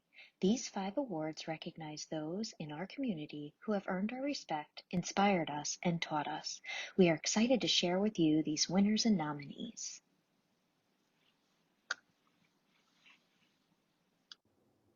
Our first award is the Unsung HPN Hero Award, sponsored by Nestle Health Science. Our inspiring nominees include Brittany Dietrich and Madeline Zolik. This year's 2022 Unsung HPN Hero Award goes to Brittany Dietrich. Brittany was an energetic, engaging, and never the shy type of kid. It wasn't until the end of high school when Brittany became sick. After numerous hospital visits and years of being at wit's end, Brittany was finally diagnosed with gastroparesis, among other things.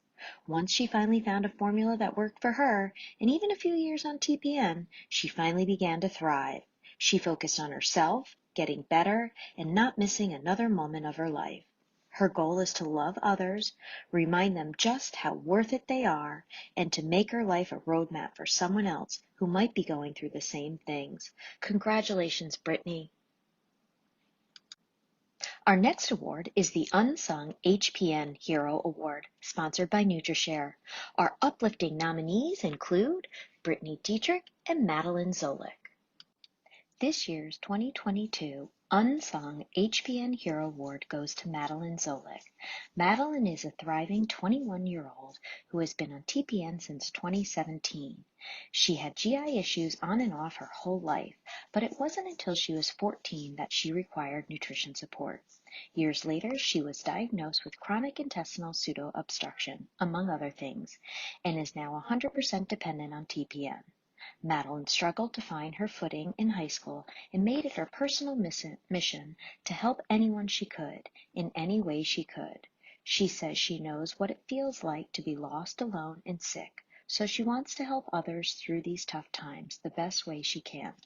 Madeline is currently an undergraduate student at New York University, studying in bioethics and public health policy with a minor in disability studies. She is currently navigating the pre-med track, hoping to become an MD, MPA, specializing in pediatric palliative care. We know you will do great things, Madeline. Congratulations.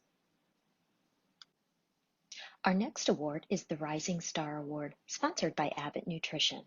These memorable nominees include Liam Brown, Damian Herrera, Albert Otero, and Olivia Scully. This year's 2022 Rising Star Award goes to Olivia Scully. Olivia's nutrition support journey began when she was 13 months old.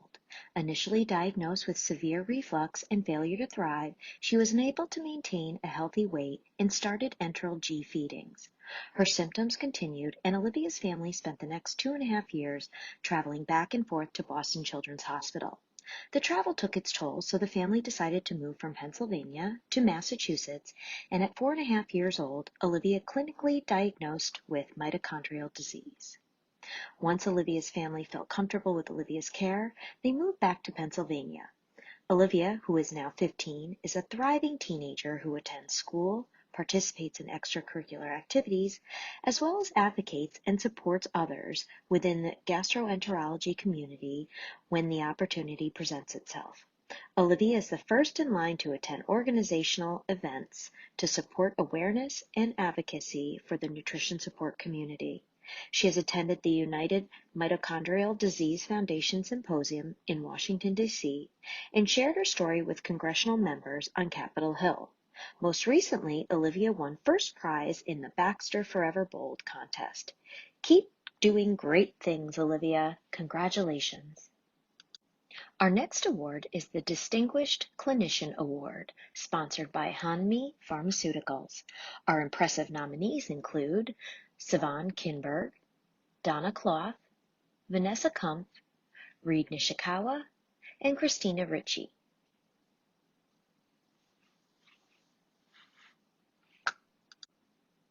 This year's 2022 Distinguished Clinician Award goes to Donna Cloth. Donna has said she is and always will be a nurse. Over her 40 years of practicing, Donna says the most rewarding part has been to meet, teach, and support long-term nutrition support consumers.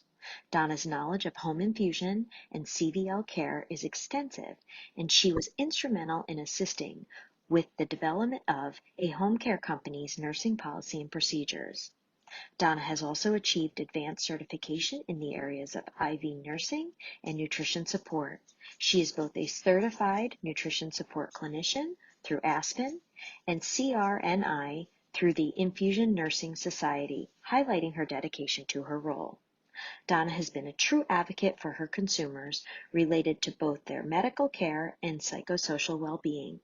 Donna is available without hesitation to provide answers to clinical questions, advice regarding managing daily activities while on nutrition support, or just being that shoulder to cry on when someone needs it.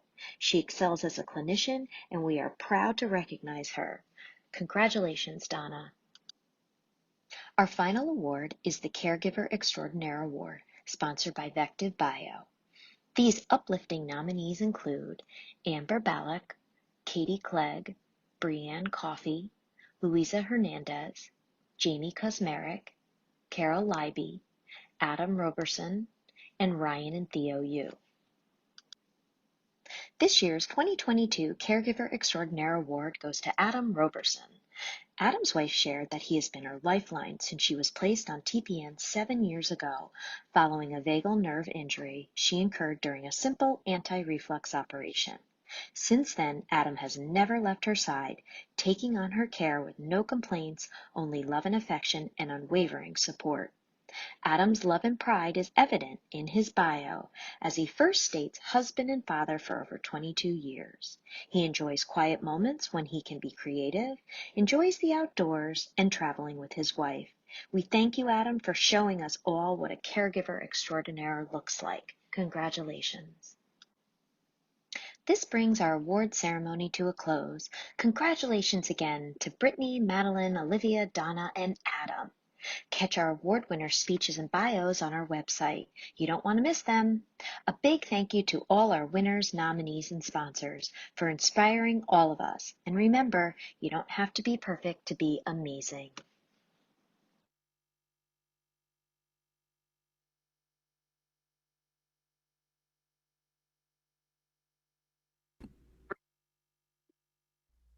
Hello, my name is Marion Winkler, and I'm very happy to be here today to talk with you about quality of life.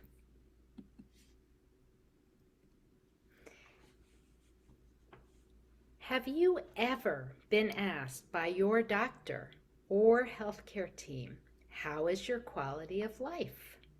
When I was preparing for a conversation with a home nutrition support advocate recently, I asked that question. And surprisingly, the person responded, "No one's ever asked me that before.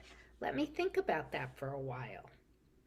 As clinicians, we are very aware of the time-consuming nature of home parenteral and enteral nutrition-related procedures, but I often wonder if we really understand what impact these therapies have on someone's lifestyle and family and personal relationships. Now, many of you know that I've been researching quality of life for most of my career. When I began reading about what others had published, and this is going all the way back to the 1980s, I found a body of work for TPN that found worse quality of life in home parenteral nutrition patients compared to healthy people or other patients who had intestinal diseases but did not require home TPN. And this worse quality of life was largely explained by decreased physical function, And it acknowledged that depression, pain medication dependency, sleep disturbances, frequent urination, fear of therapy-related complications, and the burdensome equipment and infusion schedule all influence quality of life. For home enteral nutrition consumers, not being able to eat food, decreased sensory pleasure, body image issues related to having a feeding tube or having problems in the mouth with the ability to chew and swallow, sleep interruptions, inflexible schedules like having to fit your lifestyle around the feedings, travel challenges, altered family dynamics, social isolation, strained social relationships, and reduced self-esteem were frequently cited by researchers as having an association with poor quality of life. On the other hand, I was actually hearing from my patients and consumers like you who were attending Oley Foundation meetings that their quality of life was actually good and that they knew their nutritional therapy was keeping them alive, giving them the strength to do the activities they really wanted to be able to do. Another interesting fact I learned from studying quality of life was that physicians, clinicians, parents, and others often rate their patient or their child or their family member's quality of life much lower than the person or child rates their own quality of life when asked. I see this actually all the time in our clinic. We use a brief questionnaire to evaluate quality of life in our office and home nutrition program, and we're very surprised knowing what we know about the patient's lifestyle, their health and wellness, their disease state, and their feelings about having to do nutrition therapy every day, that they still rate their quality of life as good or very good. And it's less common in my experience to see someone rate their quality of life fair or poor. Yet that's sometimes what we expect we're going to hear. And it's often what we find in research studies that measure quality of life using generic health-related quality of life questionnaires. Now, quality of life among caregivers is also very important, and recently there's been a number of publications addressing this topic, and the topic explores caregivers of adults as well as parents of children caring for their children. Generally speaking, the research reports caring for someone with medical complex management, including home enteral or parenteral nutrition, is overwhelming, a significant burden, requiring a huge time commitment, affecting all aspects of family life, creating financial distress, and resulting in emotionally taxing feelings and exhaustion. The need for professional support for caregivers and for self-care is extremely important, without which caregivers and patients express that they feel like they're going to sink or swim if they're thrown into the deep end. Acquiring skills, competence, and confidence in the caregiving or self-care role helps to appreciate the benefits and focus more on positive experiences. Interestingly, a finding in a recent small study of parents of children with short bowel syndrome by Newman and colleagues reported that half of parents perceive their child's journey to have pushed them towards personal growth. And more than 2/3 of those parents perceive their child's quality of life to be higher than what they were told to expect at the time of diagnosis. So some of the reasons I decided to research quality of life was to better understand how consumers like you define quality of life and what factors influence your quality of life. Knowing this, as well as understanding what your goals and expectations are, is so important to establishing a good relationship with your doctor, your dietitian, your clinician, your home care or health care team. The question becomes, how best do you and we communicate and discuss quality of life and your goals and expectations? Healthcare agencies in the United States and really around the world have now developed tools and training to help healthcare professionals better engage patients and families in their decision making. The SHARE approach from the Agency for Healthcare Research and Quality recommends 5 steps to engage in meaningful dialogue about what matters most to the patient. So they suggest as clinicians that we seek our patients' participation, help our patients explore and compare treatment options, assess our patients' values and preferences, reach a decision together with our patient, and evaluate our patient's decisions. When a clinician understands your personal experience, he or she is able to address what matters most to you. When you tell your story and are really listened to, communication happens at a whole different level. When we as clinicians really understand your life experiences, your goals, your expectations, we can have a meaningful conversation about quality of life. So let's think about quality of life and how you would define your own quality of life. If we look in the dictionary or conduct a Google search or look in the published nutrition research, we'll find a number of definitions, including this one from the World Health Organization. And I really want to know and have you think about whether any of these quality of life definitions resonate with you. So the WHO describes quality of life as an individual's perception of life in the context of their own culture and value system, and in relationship to their goals, expectations, and concerns. It's a state of complete physical, mental, and social well-being, and not merely the absence of disease. And clearly, there's a subjective component of satisfaction and happiness in life. And in the dictionary, regardless of which one you look at, all of the definitions address well-being, enjoyment of life, and to the degree of which someone is able to enjoy activities of daily living.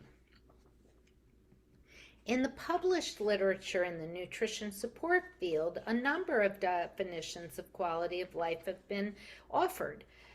One is having no major physical complaints or psychological symptoms, no substantial restriction of social and leisure activities, overall satisfaction with conditions of life, and an understanding of the need for therapy.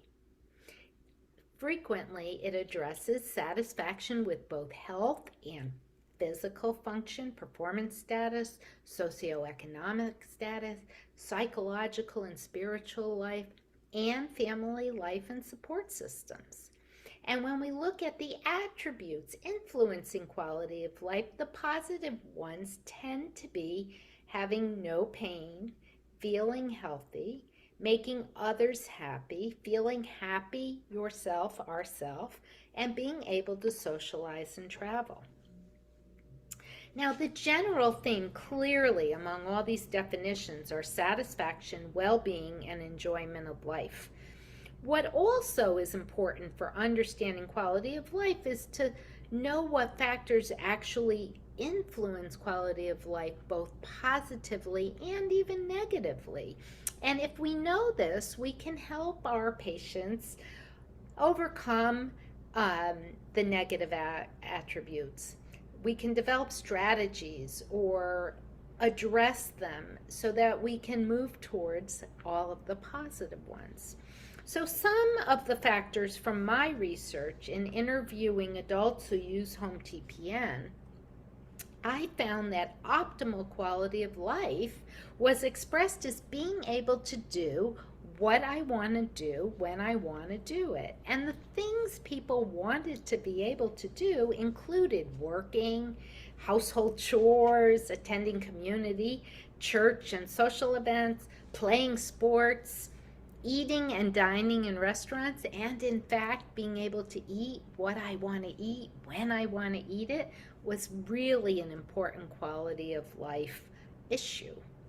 Some of the positive factors associated with good quality of life were having good health, being happy, having strength and stamina, having strong faith, good family support, and financial security.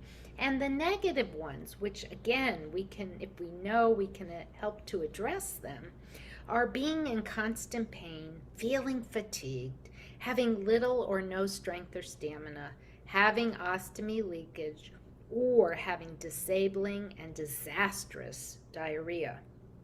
Now, more recently, research has told us that the infusion schedule, both the number of days or nights per week and the number of hours it takes to give the feedings, greatly influences quality of life. Quality of life, not surprisingly, is better with time off nutrition therapy.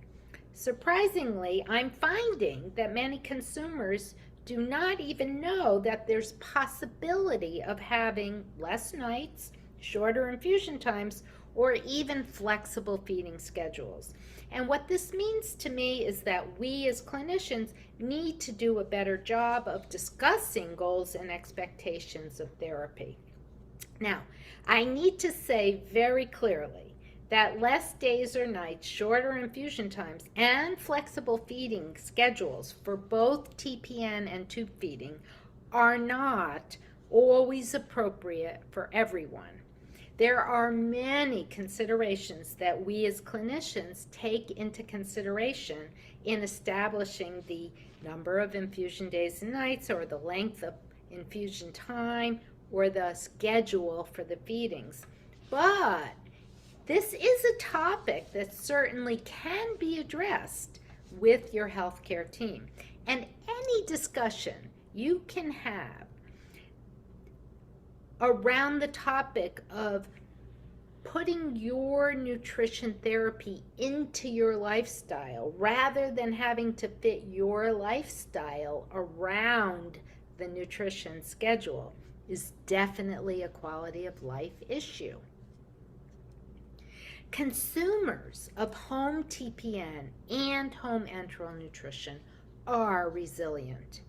And in my research, people talked about needing TPN as being hooked up, tied down, but happy to be alive. Recognizing that the benefits of home nutrition therapy outweigh the burdens of having a central line or using an infusion pump. And in research conducted by Dr. Cheryl Thompson, home tube feeding consumers described enteral nutrition as a blessing, weighing the amount of life lived rather than the amount of time lost doing the feedings. So, how should you start a conversation about quality of life, or more specifically about what is happening in your life with your doctor or healthcare team? First and foremost, always prepare for your visit. Second, write down the main points or questions that you want to address in order of your greatest concern. Sometimes a checklist is helpful. Third, tell your doctor or clinician in the very beginning of your appointment that you have specific questions and topics to discuss so that time is saved for you during the visit.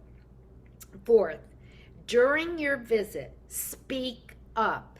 Make sure that you get the chance to ask those questions. Make sure you understand what is being said. Ask for clarification. Restate what you heard to confirm that you understand the information correctly. Be an empowered consumer.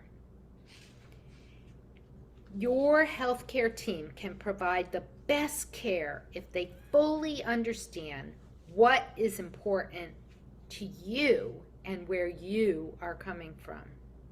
Knowledge is important. Knowledge is empowering. Find resources. Many are available through Oley and on the website. Realize that you are not alone. There are many other people who share similar experiences to you, who you can learn from or who you can help. Build a broad network. Seek and be willing to ask for help. Join a support group. Expand your coping strategies. Keep a journal to record good days and accomplishments. This can be uplifting, especially on bad days. Keep a list of enjoyable activities that lift up your spirits. Turn problems into challenges and find creative solutions. Resolve negative emotions through breathing, exercise, yoga, and mindfulness activities. Incorporate food into your life, even if you are not eating it. Plant a garden, cook, sit at the table with family and friends. Enjoy the ambience and atmosphere and social conversation. Celebrate successes. Give yourself a pat on the back. Take credit for your accomplishments. Laugh more and relax. Be alive, be well, and be even better.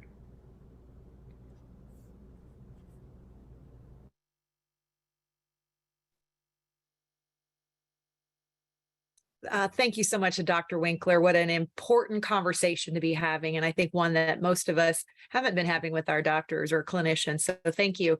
And thank you to all of our presenters today for sharing their time and expertise. This afternoon, please be sure to check out the marketplace and take the 3 challenges.